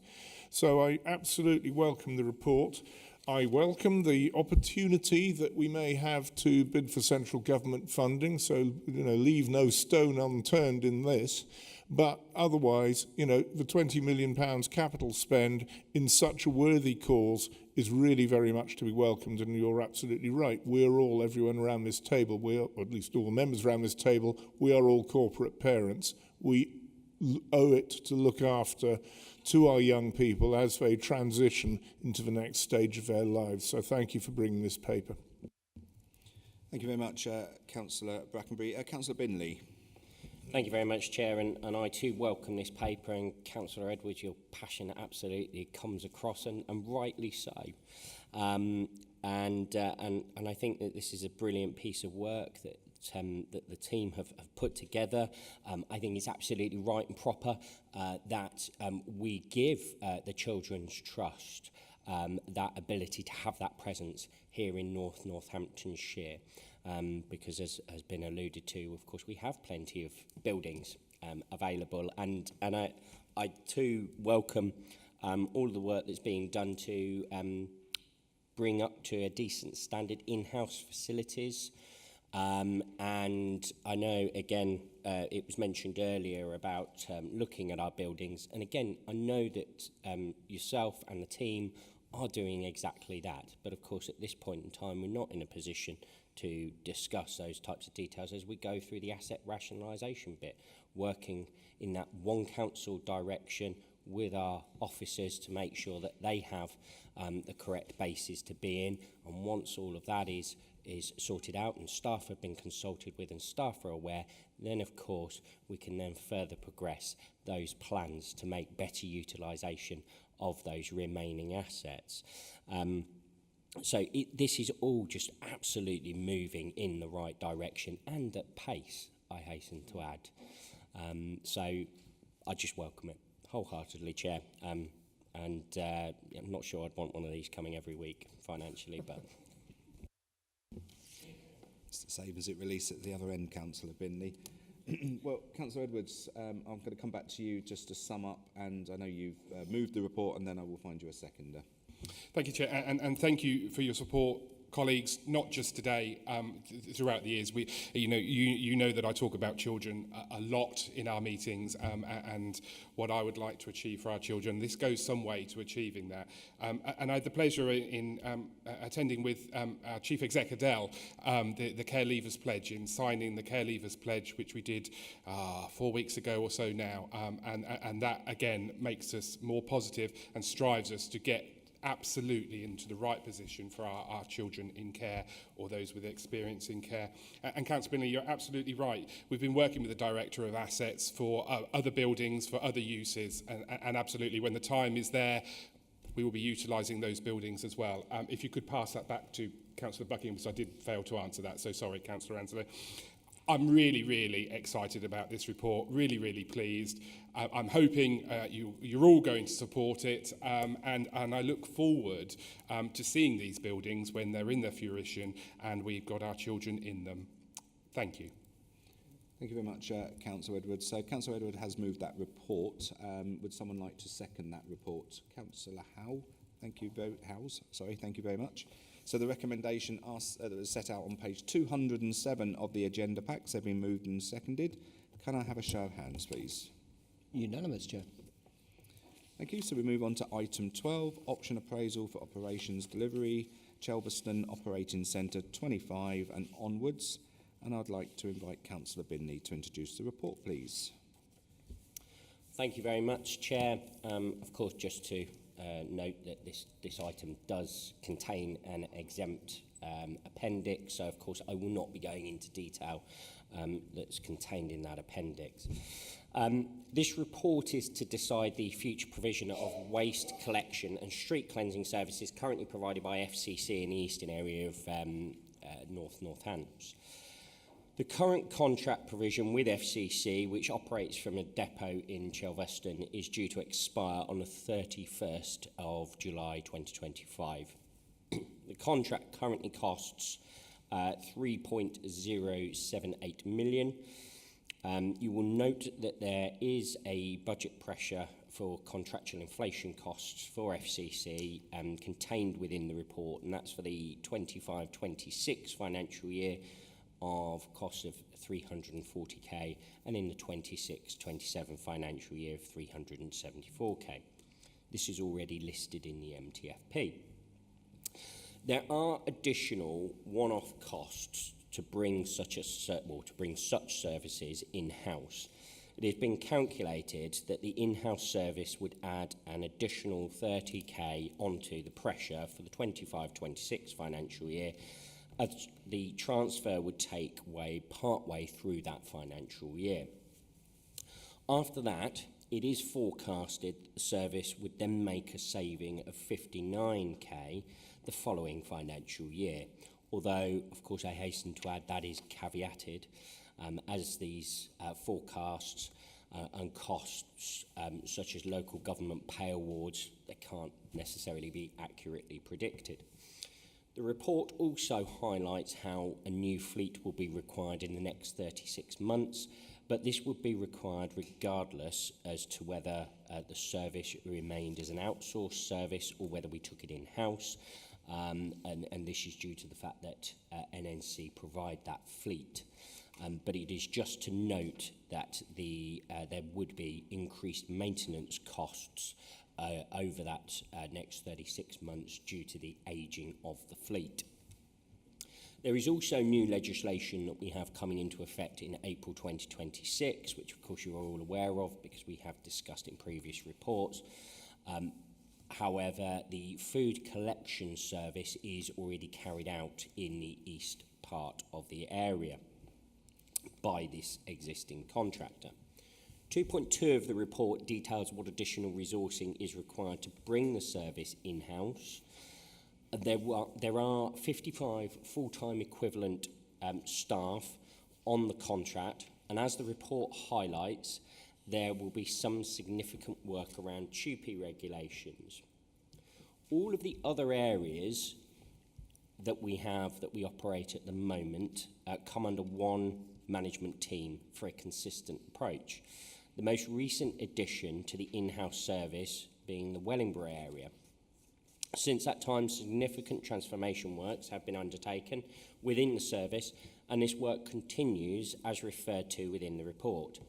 By bringing the contract in-house, it will allow the transformation work to expand across all areas, and it would also fall in line with the One Council programme. Due to the fact that the Wellingborough service was brought in-house within the last couple of years, this does mean that the team are all too aware of the lessons learned and can apply them to the process to help smooth any such transition to bringing a service in-house again. It is therefore recommended to transfer the waste collection and street cleansing services from the FCC to an in-house operating model. This is to provide a consistent service, allowing the council to search for internal efficiencies. You will also see at 3.3 the alternative options have been considered in great detail, and a couple of those options are still open to us at a future date. Should we still proceed with bringing the service in-house, we have those options that we can then explore at a later date should we choose to do so. So therefore, Chair, I would like to move the recommendations made out at 3.1 A to C in the report for the reasons set out at 3.2. Thank you very much, Councillor Binley. Councillor Mercer, you've indicated to speak. Thank you very much. I welcome this report. I think it's really good that we're trying to have everything the same, one council approach. We've already brought the Wellingborough service in, and there's one team, so it allows them to do that. There's very little difference in the costings, and indeed it may actually save us money in the future, as has been projected. But I think it will probably also allow us some efficiencies and knowledge, passage of knowledge from one area to another as well. So I welcome this, and happy to support it. Thank you very much, Councillor Mercer. Councillor Howell. Thank you, Chair. Yeah, I also welcome this report. This is another one of those investor save sort of issues that we're having, a bit of an initial outlay to bring the service, excuse me, back into in-house provision. I do know that there have been some issues. Excuse me one moment. That frog's just arrived again. I do know there's been some issues over the past sort of 12 months with the current provider, because I've been contacted by a number of residents in East North Hants area about the service. So allowing us to bring this service in-house, obviously then we will be in full control of what we're doing. So I do think this is very welcome. Thank you, Chair. Thank you very much, Councillor Howell. Obviously, both myself and the Chief Executive have been around most of these depots now, and we know how hard our waste teams work to, collect our rubbish, be it garden waste, be it, household waste, recycling, etc. So, this just brings back in an area which currently sits outside of the council, but I think it will pay dividends long term, and welcome this report. Councillor Binley, I'm going to come back to you just to sort of sum up, and then I will find you a seconder. Yeah, thank you very much, Chair. And, of course, welcome the comments that have been made and for the support. Just picking up on Councillor Howell's point, yes, there have been some challenges. And, of course, those can be managed through our contractual agreement. But as I'm sure you appreciate, that the fact that we have not progressed discussions with regards to an extension of the contract, it makes it more challenging with regards to that contractor perhaps being as responsive as we would like them to be.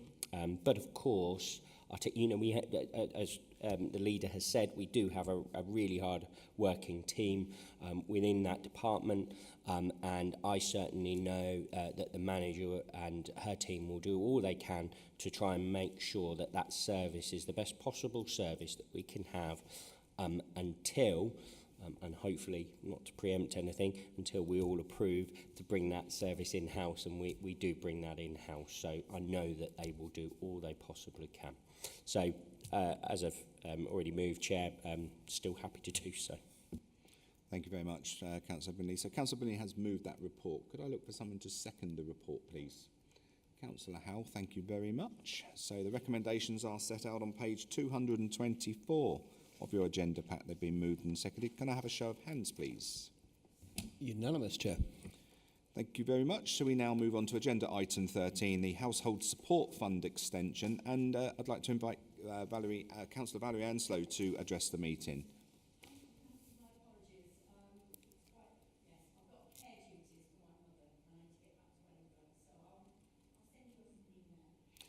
Thank you very much. Okay, thank you very much, Councillor Anslow. Have a safe journey. Therefore, I'd go to Councillor Mercer to introduce the report, please. Thank you very much, Chair. So, Household Support Fund was initially launched in October 2021 by the previous government to help residents struggling as a result of the pandemic, and it's been extended 6 times, and the new government has extended it to March 2025. NNC's grant is for 2.6 million. Although it's an extension, it's a new grant with its own grant conditions. Under this new grant, we had to create a delivery plan and send it to the DWP by the 1st of November, which you will appreciate was before today. So as a result, the leader did a Reg 11 urgent notice so we could comply with that deadline. And the executive is now asked to endorse the plan. So we have discretion on how to distribute the grant, but previously we've spent the bulk of it on vouchers for those eligible for free school meals, for help with meals over the school holidays. And that's the recommendation for this new grant, HSF 5. In addition, the plan sets out support for Christmas, warm spaces, which have been set up to help people keep warm, but also have a meeting place to form friendships and assist with their mental health. The plan also includes support for food and wider essentials living costs, winter energy support, and discretionary support for individuals who have no recourse to public funds. Their suggestions at 3.1 of what to do with any, that's 3.1A, what to do with any funds that need to be redistributed at the end of the fund, since they cannot be carried forward. In the past, we've given this to food banks and warm rooms, for instance, and this fund is again to be distributed to warm spaces, wider essentials and energy support via food banks or family hubs, and contributions to those who'd received the previous funding, that's HSF 4. So in coming up with the delivery plan, we've taken on learning from the earlier iterations of the fund.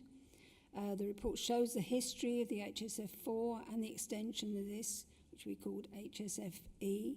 So although there have been 6, they were only up to number 5, which is confusion. Table 3 outlines the support to be offered for HSF 5 and the values of these. So section 5 goes into more detail about the allocation of funds, and some extra categories of hard-to-reach individuals are included in the vulnerable household support, such as homeless people and refugees. As before, we're allowed to use up to 5% for admin costs, which are outlined in the section table 5.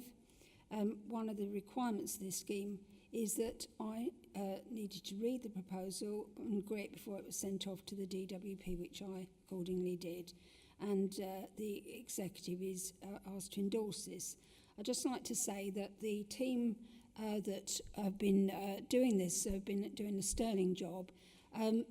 To have 6 monthly grants and then not know whether they're going to continue, and then another 6 months and another 6 months, and quite often have to wait till really late to get the guidance and not know what the next lot of regulations are has been quite difficult to manage, but they've done a sterling job.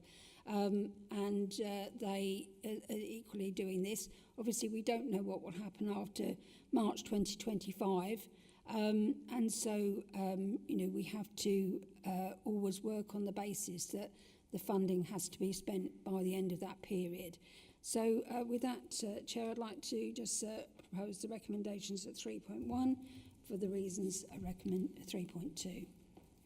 Thank you very much, Councillor Mercer, and I absolutely support this paper because, well, look, we're coming into Christmas not long, as we know, and families need the support, every piece of support they can get with children, and I know we're giving food vouchers to those children. I know that a lot of them have access to other facilities and that, but more importantly is the warm spaces, which is certainly important in light of the callous decision that this government is in at the moment, was to cut the winter fuel payments for many of our older people across the country. So this will provide a valuable resource for the elderly to come in and keep warm, where obviously that winter fuel payment has been callously cut by the Labour government. But so completely welcome this this paper.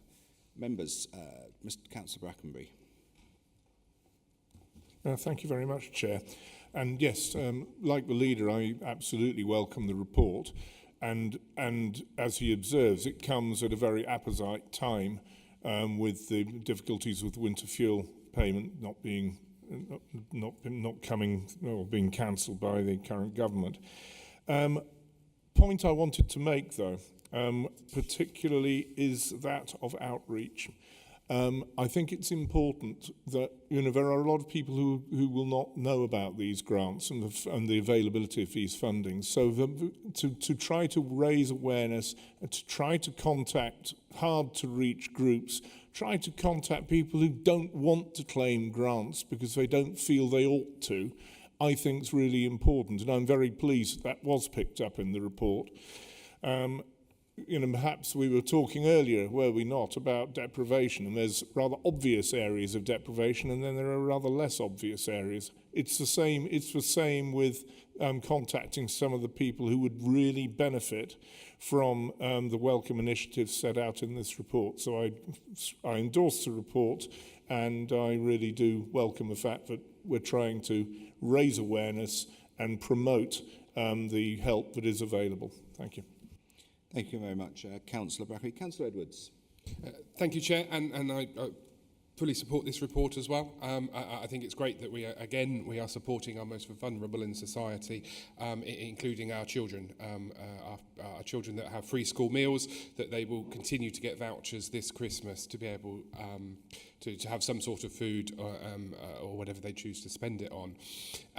There's just one thing on there that, and it's great to see that you are supporting the emergency infant feeding programme.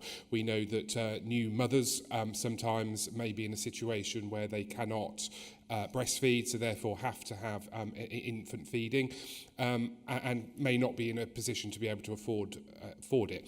Now, it does say in the report that we will work with food banks. What I'd like to see is actually that we work with our Family Hub programme, who know our families. They will know who are families that are in need of this, and we'll be able to help with them. So if we could add that in just to work with our Family Hub programme rather than the food banks, who do a great job in other areas, but it's kind of a stigma sometimes that's attached to it, isn't it? That some parents might be frightened of asking for help or not knowing where to go to. And absolutely, working with the family hubs, we've got those families that are there, or we can outreach to those families that we think we need it.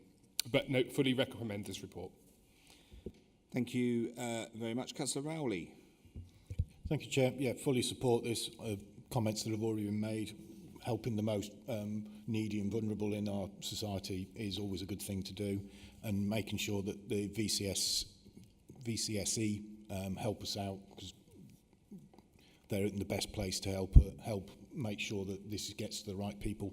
And as Councillor Edwards said, making sure that the family hubs are made aware so that they can promote it as well. Thank you very much. I'm going to come back to Councillor Mercer now to sum up, and I will find you a seconder at the end of that, Councillor Mercer. Thank you very much. Taking up Councillor Edwards' point, I had a feeling that I'd already suggested the family hubs, and I see it's at 3.12 or A2.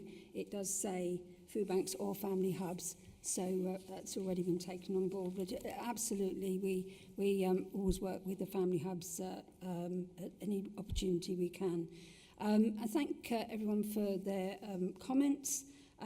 Yes, we want to make sure, Councillor Brackenbury, that people are aware of it, and that is always an issue. There will be a press release going out, but obviously not everybody will see that. But the difficult to reach groups are definitely being sort of reached by the various teams. And yes, we work with the voluntary sector as well to get to people.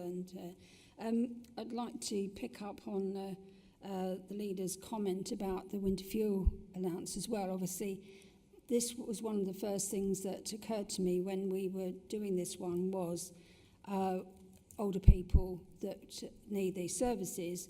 And yes, of course, winter warm spaces will be absolutely, needed.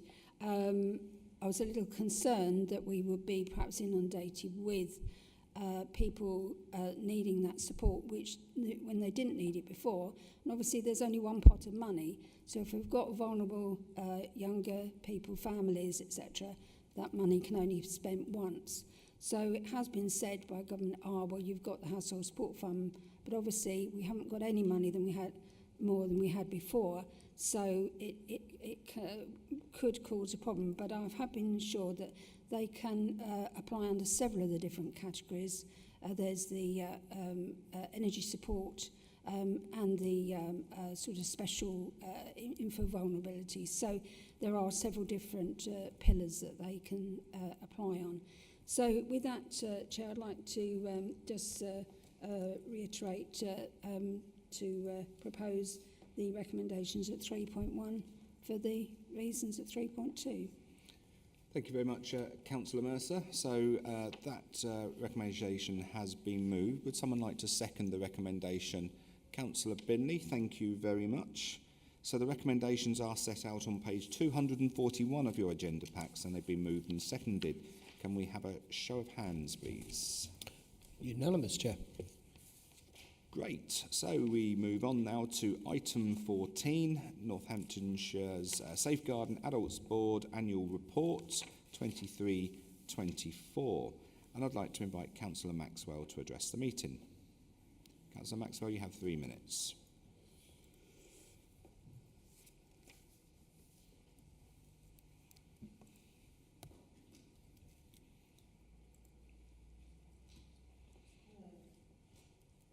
Hello. Hi.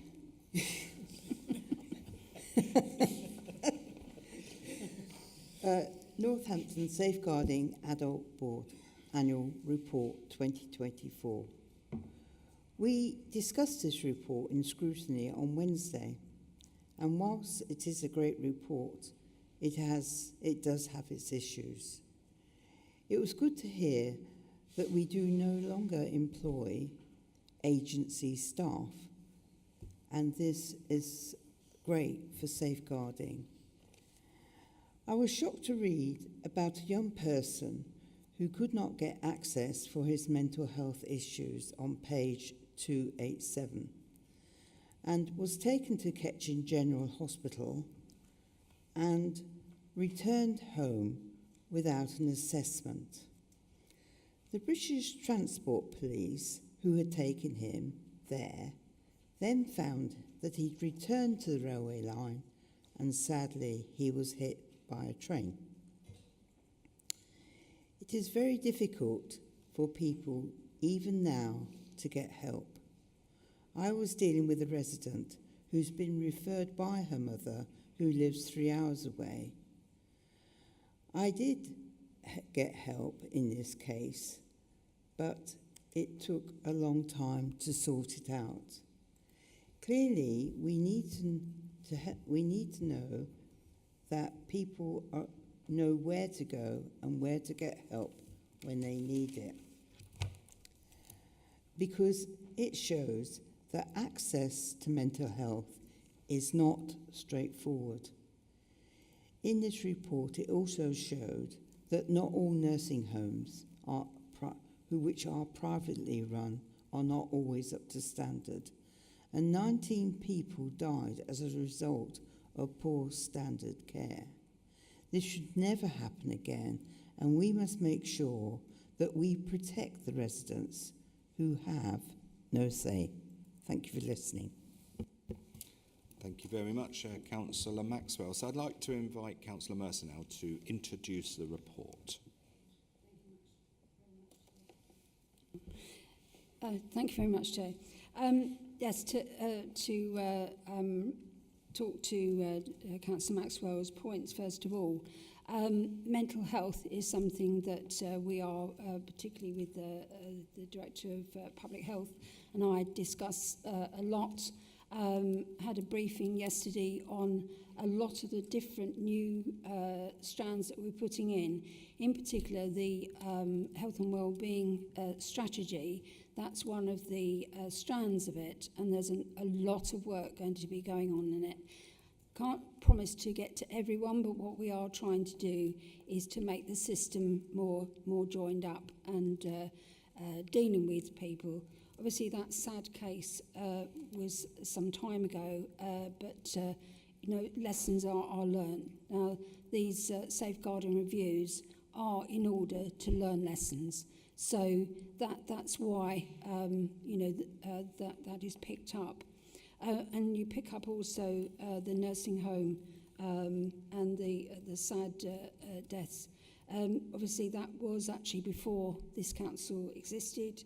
It dates back to January to May 2020, and that was during the really awful COVID time when a lot of people were released from hospital to care homes, and there was an awful lot issues caused by that. I think an awful lot of lessons were learnt at that time, and hopefully that will the COVID certainly will never happen again. And that situation, we have really strong checks on our care homes. We discussed this at the scrutiny the other night, and I explained to Councillor Mercer then, and Mr Watts also explained the really strong team that we have to inspect these homes. The CQC do so as well, and as soon as there is any thought of any issue, we're straight onto it, and we do try to help them to rectify any problems, but at the end of the day, if they cannot, then they are closed. So with that, I'd like to speak to the annual report of the Northampton Safeguarding Board. This annual report 2023-24 provides an overview of the board's progress and achievements against the strategic plan for the period 1st of April 2023 to 31st of March 2024. And the progress made against the plan is detailed via the achievements of the NSAB subgroups, the work of the Delivery Board and the Strategic Board. It's a statutory requirement to produce this report. It's already been approved by the NSAB Strategic Board. So the local priorities of 23-26 are making safeguarding personal, prevention and quality. And during the year, the partners agreed a full-time project officer and a business support officer in order to provide extra resource. And this brings the business office to 3 full-time members of staff. As we heard at the scrutiny meeting, there's an awful lot of work going on in this department, and yes, they probably could do with more staff, but all the partners have to agree to fund that. The Delivery Board oversees the progress against the NSAB strategic plan, and that's chaired by Detective Inspector Joseph Banfield, and it met 4 times during the year. And the subgroups carry out an awful lot of the work, and these subgroups are communications and engagement, learning and development, quality and performance, and then safeguarding adult review subgroup. The learning and development subgroup organised successful weeks of learning, and there are a lot of resources on the website to which there's a link within the report. So that's safeguarding adult review subgroup, which is the busiest group, met 9 times in the year, and 14 referrals were received in the year compared to 17 in the previous one. And there were 5 ongoing safeguarding adult reviews, which increased the pressure on the subgroup and the business office. The NSAB must arrange a review when an adult in its area dies as a result of abuse or neglect, whether known or suspected, and there's a concern that partner agencies could have worked more effectively to protect the adult. Where the adult has experienced serious neglect or abuse but is still alive, a review must also be done. So the reviews undertaken this year are outlined on page 284, and there's been a steady increase in reviews over the past 2 years. And as I said before, there are significant learning and recommendations as a result of these, particularly SARS, they're numbered 21, 22 and 24, and that's on pages 285 to 289. Also listed are the achievements specific to NNC, which are on 290 to 291, and areas for development on page 292.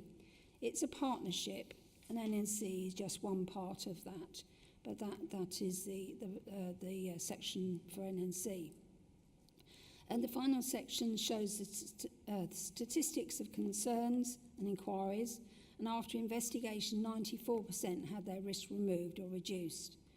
So, Chair, I'd like to ask the Executive to receive this report and acknowledge the contribution that NNC has made in supporting the NSAB's achievements in keeping adults safe from harm. Thank you. Thank you very much, Councillor Mercer, for that in-depth view of your report there, and very much welcome that. Members, have you got anything to say in relation to this? Councillor Brackenbury. Yeah, thank you, Chair. Yeah, thank you. I mean, I welcome the report. Obviously, some of it makes difficult reading, but what I do welcome is the fact that lessons have been learned. I mean, you know, there's a couple of awful case reviews which have taken place, and you know, these tragedies are terrible, and you know, one's too many. But there is a limit to what agencies can do. What I welcome about this report is the calm analysis of what went wrong, how procedures can be made as efficient as possible, and how in this report it's working with so many agencies across Northamptonshire, you know, not just ourselves, but so many other agencies to ensure that adult safeguarding is as strong as it can possibly be. So I just think it's probably apposite, you know, and I know you share this as well, you know, is to thank everybody who's contributed to this report and to keep up the good work. So yes, thank you. It's an interesting report. Thank you very much, Councillor Brackenbury. I'm just going to quick scan round. There's no other comments. Councillor Mercer, did you just want to sum up, and I'll find you a seconder? Yes, thank you very much. Yes, Councillor Brackenbury. You know, there is a huge amount of work going on, and they don't rush into this. Some of these go back a long way, as you said, a calm, measured analysis, and that gives us some reassurance, I think, that when these awful incidents happen, that they are thoroughly investigated and lessons learned. So I think that is really, really important. So with that, Chair, I'd like to propose the recommendations at 3.1 for the reasons at 3.2. Thank you very much, Councillor Mercer. Would someone like to second that report? Councillor Brackenbury, thank you very much. So that has now been moved and seconded, and the recommendations are set out on page 260 of the agenda pack. So can I have a show of hands, please? Unanimous, Chair. Chair, sorry, forgive me for intervening there, but as I explained earlier, and I have a medical appointment and will need to leave you now, so do excuse me. You're excused, Councillor Mercer. Thank you very much for your contribution today. So moving on to item 15, SACRA annual report. So I would like to invite Councillor Edwards to introduce the report, please. Thank you, Chair. Not so exciting as my previous report, but nevertheless just as important. So this is the annual report for the Standing Advisory Council for Religious Education, commonly known as SACRA. And we have a duty to publish this each year. In the past year, a new advisor has been appointed, and we welcome Amy Cristanello, and she's been working really well. Amy, I'm really sorry if I've pronounced that surname wrong. Amy's work has been to support schools with advice around curriculum planning, assessment for learning, preparing to launch the agreed syllabus, supporting the standards and achievements in religious education, communicating with schools and the local authority, and creating a robust development plan for the next 3 years. In the past year, SACRA Board has met 4 times, and during this time, a consultation was conducted with over 90 schools. This has helped to revive the current syllabus, and a new newsletter has been launched to enhance communications with the schools. There has also been numerous visits to several schools. Audits have also been carried out of the schools, and Ofsted reports to analyse the data around religious education, and this has helped with the information given to schools and supporting the curriculum. Although statistically we are slightly down on grades compared to last year, we are still outperforming the national figure. And although we are slightly below the national average for pupils taking RE as an exam. The membership of SACRA is wide and vast and consists of many different faiths and none. In the report, it does say that we have 2 vacancies currently within the Islam and Catholic faiths, but I'm pleased to say that a representation from the Islamic faith has proposed interest in joining the board. There are also representatives from teachers and counsellors, and for that I'd like to say a huge thank you for everybody that has played a part in this. And with this, I move to the recommendations on page 302 to approve this report. Thank you very much, Councillor Edwards, for that report. Members, have we got any comments in relation to this? No? Okay. So Councillor Edwards has moved that report. Can someone second that report for me? Councillor Rowley, thank you very much. You will see the recommendations are on page 302 of the agenda pack. They've now been moved and seconded. Can I have a show of hands, please? Unanimous, Chair. Thank you very much. Shall we now move on to item 16, Local Council Tax Support Scheme 2526. I'd like to invite Councillor Bunday to introduce the report, please. Thank you, Chair. This report provides an update on the Local Council Tax Support Scheme 2425 to enable members to make a recommendation to Council for 2526. The scheme applies to working age claimants only, as the government prescribes the scheme for those of pensionable age. When the Unitary Authority came into being on the 1st of April 2021, a single local council tax support scheme was consulted on and implemented for North Northamptonshire Council, and resulted in a scheme where all working age claimants were required to pay a minimum of 25% towards their council tax liability. The Local Government Finance Act 1992, Section 13A, amended by the Local Government Finance Act 2012, stipulates that for each financial year, each billing authority must consider whether to continue its local council tax support scheme or replace it with another one. In the years following the decision in 21-22, it has been agreed to maintain the same level of council tax support. Approval is now sought to recommend to full council that the level is maintained for a further year. There are around 17,287 claimants in receipt of local council tax support in North Northamptonshire. Of these, 59% are of working age and 41% of pensionable age. The current scheme expenditure for this financial year is £17.6 million, but this may change by the end of the year depending on whether claimant caseload increases or decreases. As members will know from the key performance indicators, council tax collection rates are monitored on a monthly basis, and the amount of council tax collected for the financial year 23-24 was £233 million, which equates to just over 96% of the net debit raised. This was 0.76% below the in-year collection rate for 22-23. The amount of council tax collected for the period 1st of April 24 to the 31st of August 24 is 122 million, which equates to 47.16% of the net debit raised, which is 0.16% above the 24-25 target and 0.66% below the collection rate for the same point in time during 23-24. In past years, there have been concerns about a person's ability to pay the minimum 25% contribution towards their council tax. Members are reminded that under Section 13A of the Government Finance Act, the Council has discretionary powers to reduce council tax liability. The council tax discretionary discount awards are made to mitigate any unforeseen or exceptional hardship circumstances that threaten taxpayers' ability to pay the council tax. In 23-24, 133 council tax discretionary discount applications have been received. Of these, 80 have been processed, resulting in 2 awards, which amounts to £1,671, and 78 refusals.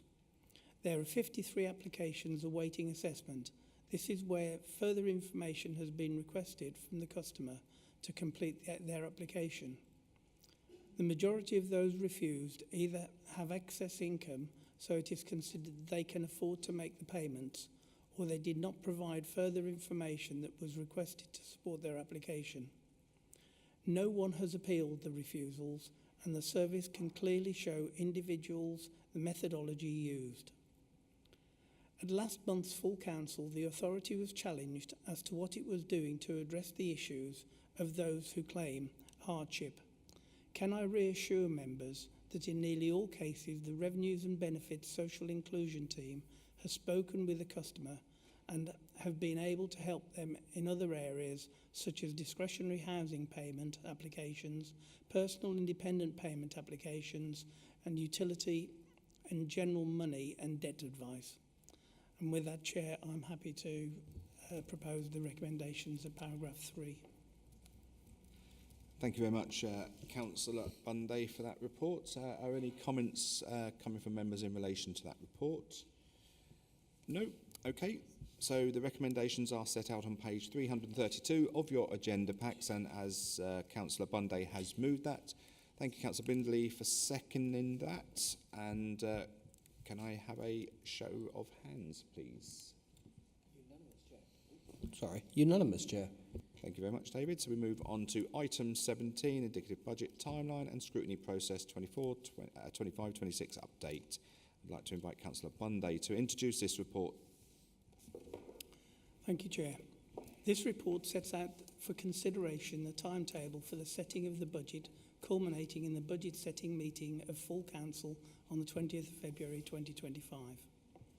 At the council budget setting meeting, the following reports will be required for approval: the general fund budget, the council tax levels for 25-26, and the general fund medium-term financial plan. The housing revenue account budget for 25-26, and the level of housing rents for 25-26, and the housing revenue account medium-term financial plan, and the capital strategy and capital programme 25-28 for both the housing revenue account and general fund. Set out in the table at 5.4 is the forecast budget requirement that was presented to the budget meeting in February earlier this year. 5.11 sets out the timetable for the Children's Trust, and 5.13 sets out the timeline for the council budget. The council is required to set a balanced general fund budget and the level of council tax for 25-26 at its budget meeting on the 20th of February 2025.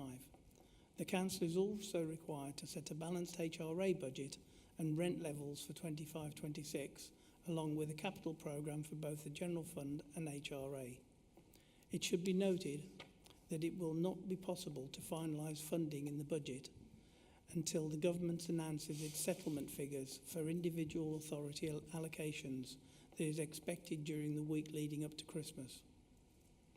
Prior to the final report being presented to Executive and then on to the full Council, the financial position will be presented to the Corporate Scrutiny Committee. And with that, Chair, I'm happy to propose the recommendation in paragraph 3. Thank you very much, Councillor Bunday. I welcome this report. It gives us the reassurance that our budget is robust for the year coming forward, and it has that that rubber seal of approval from our corporate scrutiny panel, which is very important in this process as well. So the more eyes that look at this, the better. Members, have you got anything to say? Councillor Edwards. Just very quickly, no, I welcome this report too. I think it's important that scrutiny absolutely scrutinise it. And I had the pleasure of attending the scrutiny session a few weeks ago with Charisse and our colleagues from the Children's Trust, where they looked at the Children's Trust budget, and they absolutely asked questions. And that's what scrutiny should be about and is about. And so I welcome this report.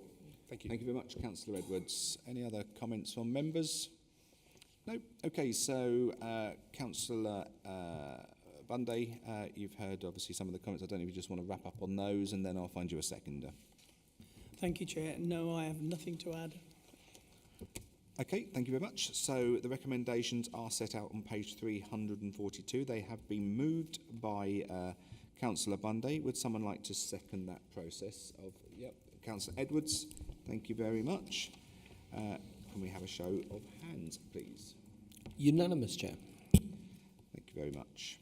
So we now move to item 18, Treasury Management Quarter 2 Report 24-25. Again, back to you, Councillor Bunday. Thank you, Chair. This report updates the Council Treasury Management Prudential Indicators for the quarter ended 30th of September 2024, period 6, in the 24-25 financial year, and also informs the Executive on the Council's Treasury Management activities and performance for the same period in accordance with CIPFA's Code of Practice on Treasury Management. The table at paragraph 3.2 of Appendix A shows the overall borrowing and investment position as at the 30th of September 2024 and the movement to date from the start of the financial year. The overall net borrowing of the Council has reduced by over £14 million from the half year,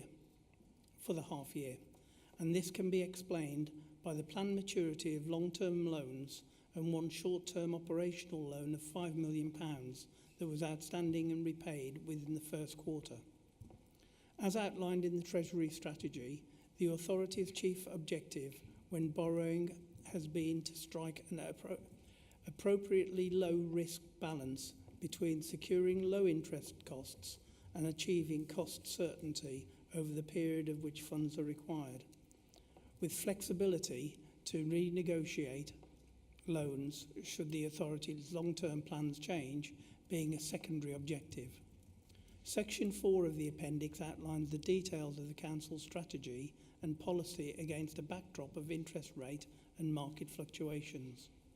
It also sets out CIPFA's clear prudential code against local authorities borrowing to invest primarily for financial return, stating that it is not prudent for local authorities to make any investment or spending decision that will increase the capital financing requirement and so may lead to new borrowing unless directly and primarily related to functions of the authority.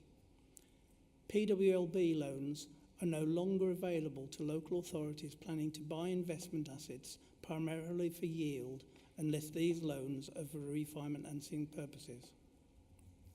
This authority does currently hold £23.7 million in commercial investments purchased prior to the change in code. This portfolio is currently performing well and in line with expectation. However, before undertaking further additional borrowing, the authority will review the options of exiting these investments. The loans portfolio, as at the 30th of September, is shown in the table of paragraph 4.8. This shows a decrease in borrowing of £5.7 million to £432.4 million as part of its strategy for funding previous year's capital programme. At present, the authority holds £37 million of LOBO loans. £27 million of these could have an option exercised in the coming 12 months. The authority holds significant invested funds representing income received in advance of expenditure, plus balances and reserves. There has been a decrease in investments during the period of £7 million, which is a net movement increase of £8.4 million, increasing the overall position for the year to £176.7 million from £168.2 million in March. These fluctuations are mainly due to timing differences between income and expenditure. Table 4 at paragraph 5.2 shows the position at the end of the quarter. During the period, investment balances ranged from £163.85 million and £228.46 million. Paragraphs 5.3 through 5.6 sets out the authority's attitude between risk and yield as it invests short-term surplus, with the table of paragraph 5.6 showing our investment benchmarking. £20.7 million of the authority's investment is invested in externally managed strategic pool property funds, where short-term security and liquidity are lesser considerations, and the objectives instead are regular revenue income and long-term price stability. One of these funds terminated on the 30th of May with a loss to this authority of around £3 million. This will be offset against reserves that has been built up in prior years from the investment outperforming relative to the budget forecast. These reserves were held to mitigate such eventualities. The Council's Section 151 officer reports that all Treasury management activities undertaken during the quarter complied fully with the principles of the Treasury Management Code and the authority's approved Treasury Management Strategy. And with that, Chair, I'm happy to propose the recommendation of paragraph 3. Thank you very much, Councillor Bunday. And it's obviously disappointing when investments are lost, as you've just said, £3 million. But it's worth labouring on the fact that that fund had a net positive effect over the period of time. So it wasn't as an overall loss, it was a positioned loss. But the authority did very well out of that fund over that period of time. Members, are there any comments in relation to this report? Councillor Brackenbury. Thank you, Chair. Always a complex report, always interesting. It's good that the Lobo position is where it is. I mean, in the sense that, you know, these are dangerous loans because, of course, the interest rate could be exercised, but our exposure is less than a number of other authorities, and it's at least useful to see that exposure is not as bad, is no worse than it is. It's also, I think, worth, Chair, just congratulating the Treasury Management team under our Section 151 officer, who's, you know, they've done a really good job. You know, our borrowing costs are lower than the benchmark weighted average rate, as at 7.1 on table 6, and our investment returns are higher. That sort of equals happiness, does it not, to some extent? I mean, I appreciate that in local government we have got a lot of challenges, but at least the funds that we do have are being managed correctly, that our borrowing portfolio is as economical as it can be, and our investment returns are somewhat better than optimal. So I just think it's useful to pass on congratulations to Claire and all the finance team who've worked so hard to bring this report forward. Thank you, Councillor Brackenbury. And you know, obviously, yes, the loans are reducing, and the lender option, borrower option loans, which are the Lobo loans, are, you know, some have been repaid, and I think that's a positive move in light of what was put in front of this authority. And as you say, we need to sort of work and sort of bring that down. But if we can bring down some of those costs here and now, that's less reliance on the council's position to pay those back in years to come. So get the loans paid off, and you know, within, and reduce down the long-term sort of liability of some of those. Any other comments from members? No. Okay, so Councillor Bunday, you have moved that report. Would someone like to second the report? Thank you very much, Councillor Brackenbury. So the options are set out on page 356 of your agenda pack. They've been moved and seconded. Can I have a show of hands, please? Unanimous, Chair.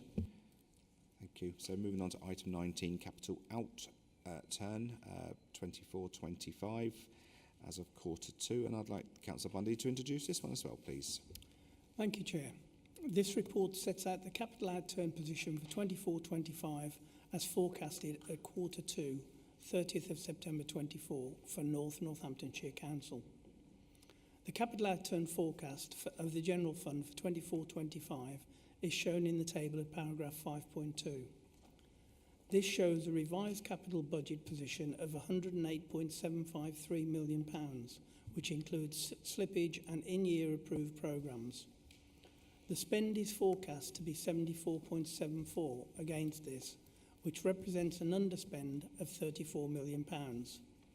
The reasons for the majority of the underspends are due to the timings of projects, but also includes the Levelling Up Fund Round 3 cultural allocation, which is no longer going to happen. Others include street lighting, LED upgrade, Northamptonshire Superfast Broadband, Highways Integrated Transport, Kingsley Special School Mobile, Southfield School for Girls SEND provision, and the works on Kettering Library. Also, Section 106 highways works around Hamwood Park are going to be significantly changed, and a new application is being brought forward. The explanation for the variance is set out in the table at paragraph 5.3. The schemes listed in the table at paragraph 5.5 have been identified for removal from the capital programme. The table at paragraph 5.6 sets out the funding sources that have been identified to cover the capital budget requirement, including the original MTFS budget of £39 million, together with funding for the slippage in-year approval scheme and the year-end approvals. The development pool will continue to be updated throughout the year. Detailed analysis by directorate is shown at Appendix A, Details shown are for projects that are budgeted to be in excess of £500,000. The capital outturn for 24-25 for the housing revenue account has been updated as shown in paragraph 5.9. The outturn for period 6, quarter 2, shows a revised budget for 24-25 of £23 million, including slippage from 23-24. The forecast is showing a spend of £13 million, which represents an underspend of £10 million. During 24-25, the HRA will be looking to purchase new housing to add to the council's housing stock and utilise the one-for-one receipts, as well as completing ongoing housing development projects in Kettering and Corby.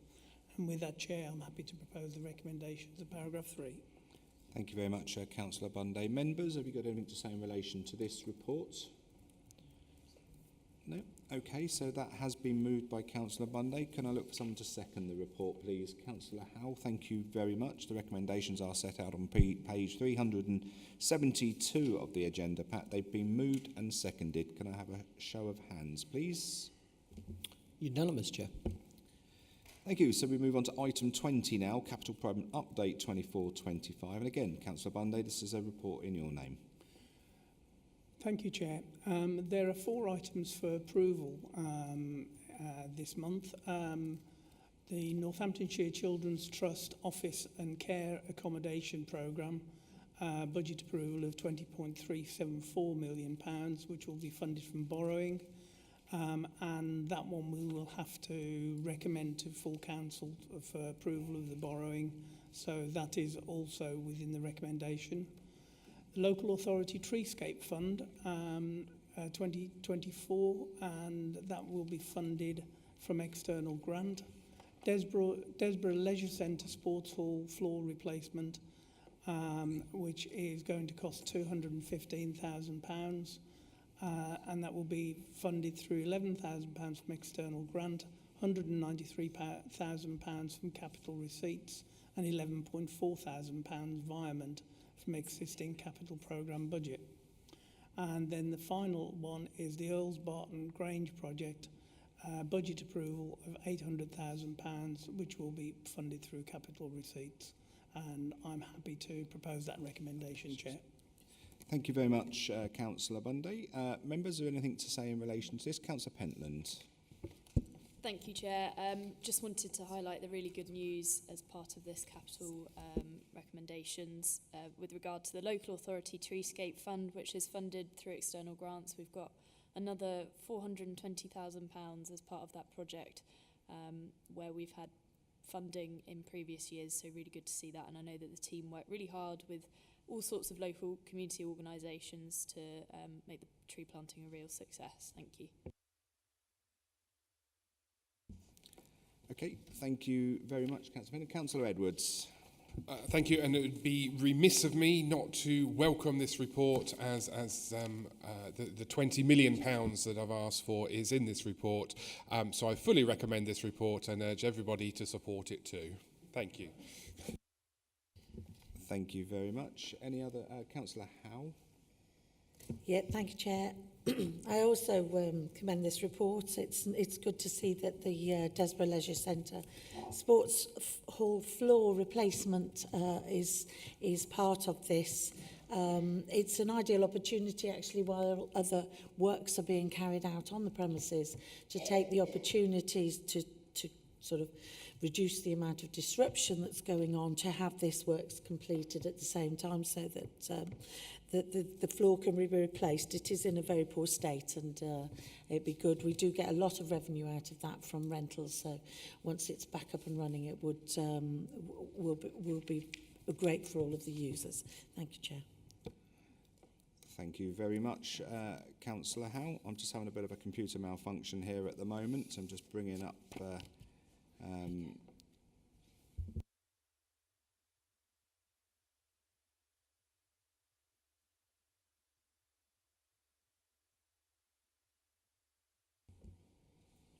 There we go. Nothing worse than the computer dying on you, but it's come back to life. Okay, so Councillor Bunday, did you want to just sum up with what you've heard thus far, and I'll find you a seconder. All I can say, Chair, is that I think that any capital programme update is good news for this council, and the headline item has certainly got to be the Children's Trust Office and Care Accommodation, and I look forward to that making inroads into reducing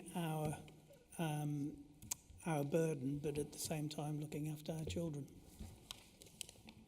Thank you very much, Councillor Bunday. So, Councillor Bunday has moved that report. Would someone like to second it? Councillor Edwards, thank you very much. So the recommendations are set out on page 392 of the agenda pack. Can I have a show of hands in favour, please? Unanimous, Chair.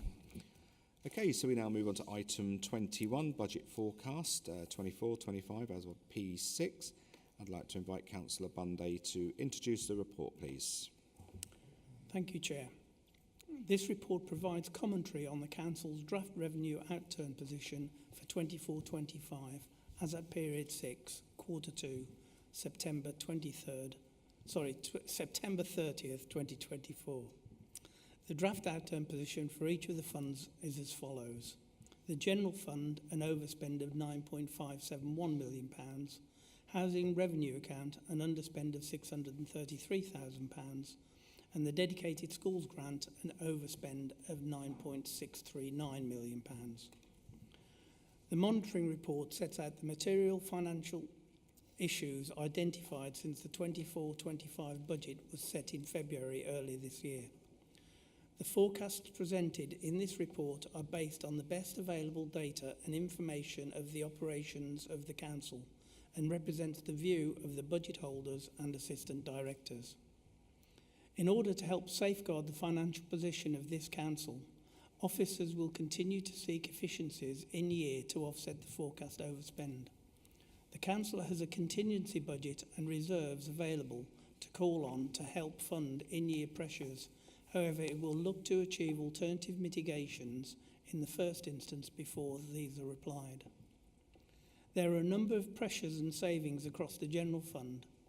The main ones are set out in the executive summary at section 2 of the report. The total contract value of the Children's Trust is £183.3 million. The Council's share of this is £80.945 million, which reflects how the contract sum is split between North Northamptonshire Council and West Northamptonshire Council. The Children's Trust are forecasting an overspend of nearly £9 million. This is set out in section 5.21 to 5.32 of the report, and the cost to this council is £3.9 million. The council has invested in additional agency workers to support the educational health and care service to try to meet increasing demand for the assessment. This has a net impact on the additional expenditure above budget of £2 million. There's a forecast pressure of nearly £10 million in relation to third-party payments in independent care spending, including residential and nursing care for both our over 65 and 18 to 64-year-old clients. These pressures are partially offset by additional grant and client contributions of £6.5 million. There are net pressures of £1.164 million across communities. The main variants are set out in section 5.49. There are net pressures of £607,000 across Place and Economy Directorate, and the main pressure relates to an increase in demand for home-to-school transport. There are savings of £576,000 relating to PFI scheme payments and a further saving in interest payments of £585,000. These are unchanged to those reported in period 3. Additional investment income remains unchanged for period 3 at £750,000. It is estimated the business rates income for 24-25 will be £500,000 above the original budget. This has been reflected in the resources line increasing and again is unchanged since period 3. There are further net additional pressures of £842,000, which results in an overall pressure of £9.571 million. The table at paragraph 4.2 summarises the overspend by directorate. The Council's corporate contingency for 24-25 is £4.1 million, which represents around 1% of the net budget. The contingency budget is held to meet unknown, unplanned, unbudgeted costs. At this stage, the contingency budget is currently assumed to be used in full during the year, and this will include inflationary demand pressures as well as helping to offset the potential additional cost of the pay award. The balance on the contingency budget is currently £3.894 million. The Council's overall outturn forecast for the housing revenue account, as at period 6, is a forecast underspend of £633,000 against an approval budget of just under £42.5 million. The details of the movements against budget are set out in the report at section 6. The Council's overall outturn forecast for the DSG, as at period 6, is a forecast pressure of £9.639 million. The net spend is forecast to be over £168.5 million against an approved budget of nearly £159.2 million. This is summarised in the table at paragraph 4.9, and further details are set out in section 7. This reflects the growing demand in the high needs block. It is important to note that this is subject to continual review, and the Council is working with the ESFA to develop a deficit recovery plan. The Bank of England interest rates was unchanged at 5% at their meeting on the 19th of September. The following meeting of the Bank of England on the 7th of November saw interest rates reduced to 4.75%. And finally, the 12-month CPI figure for September was 1.7%, and the 12-month RPI figure for the same period was 2.7%. And with that, Chair, I'm happy to propose the recommendations of paragraph 3. Thank you very much, Councillor Bunday. Members, do you have anything to say in relation to this report? Councillor Edwards. Just in the report, I know Councillor Bunday mentioned about the investment in staff for the educational, health and care sector. This is absolutely needed, so I absolutely welcome this investment in there for extra staff to cope with the increase in educational, health and care plans. We know that the trajectory is literally going like this, and therefore these staff will be able to cope with the demand that's coming in with that. And the knock-on effect with that is the DSG. So we know it's £9.5 million currently overspent, and we are working on a plan with the DV to pay that back. But the likelihood is that that will increase with the demand from the EHCPs as well. Absolutely. Okay, thank you. That report has been presented by Councillor Bunday and moved. Would someone like to second that report? Councillor Rowley, thank you very much.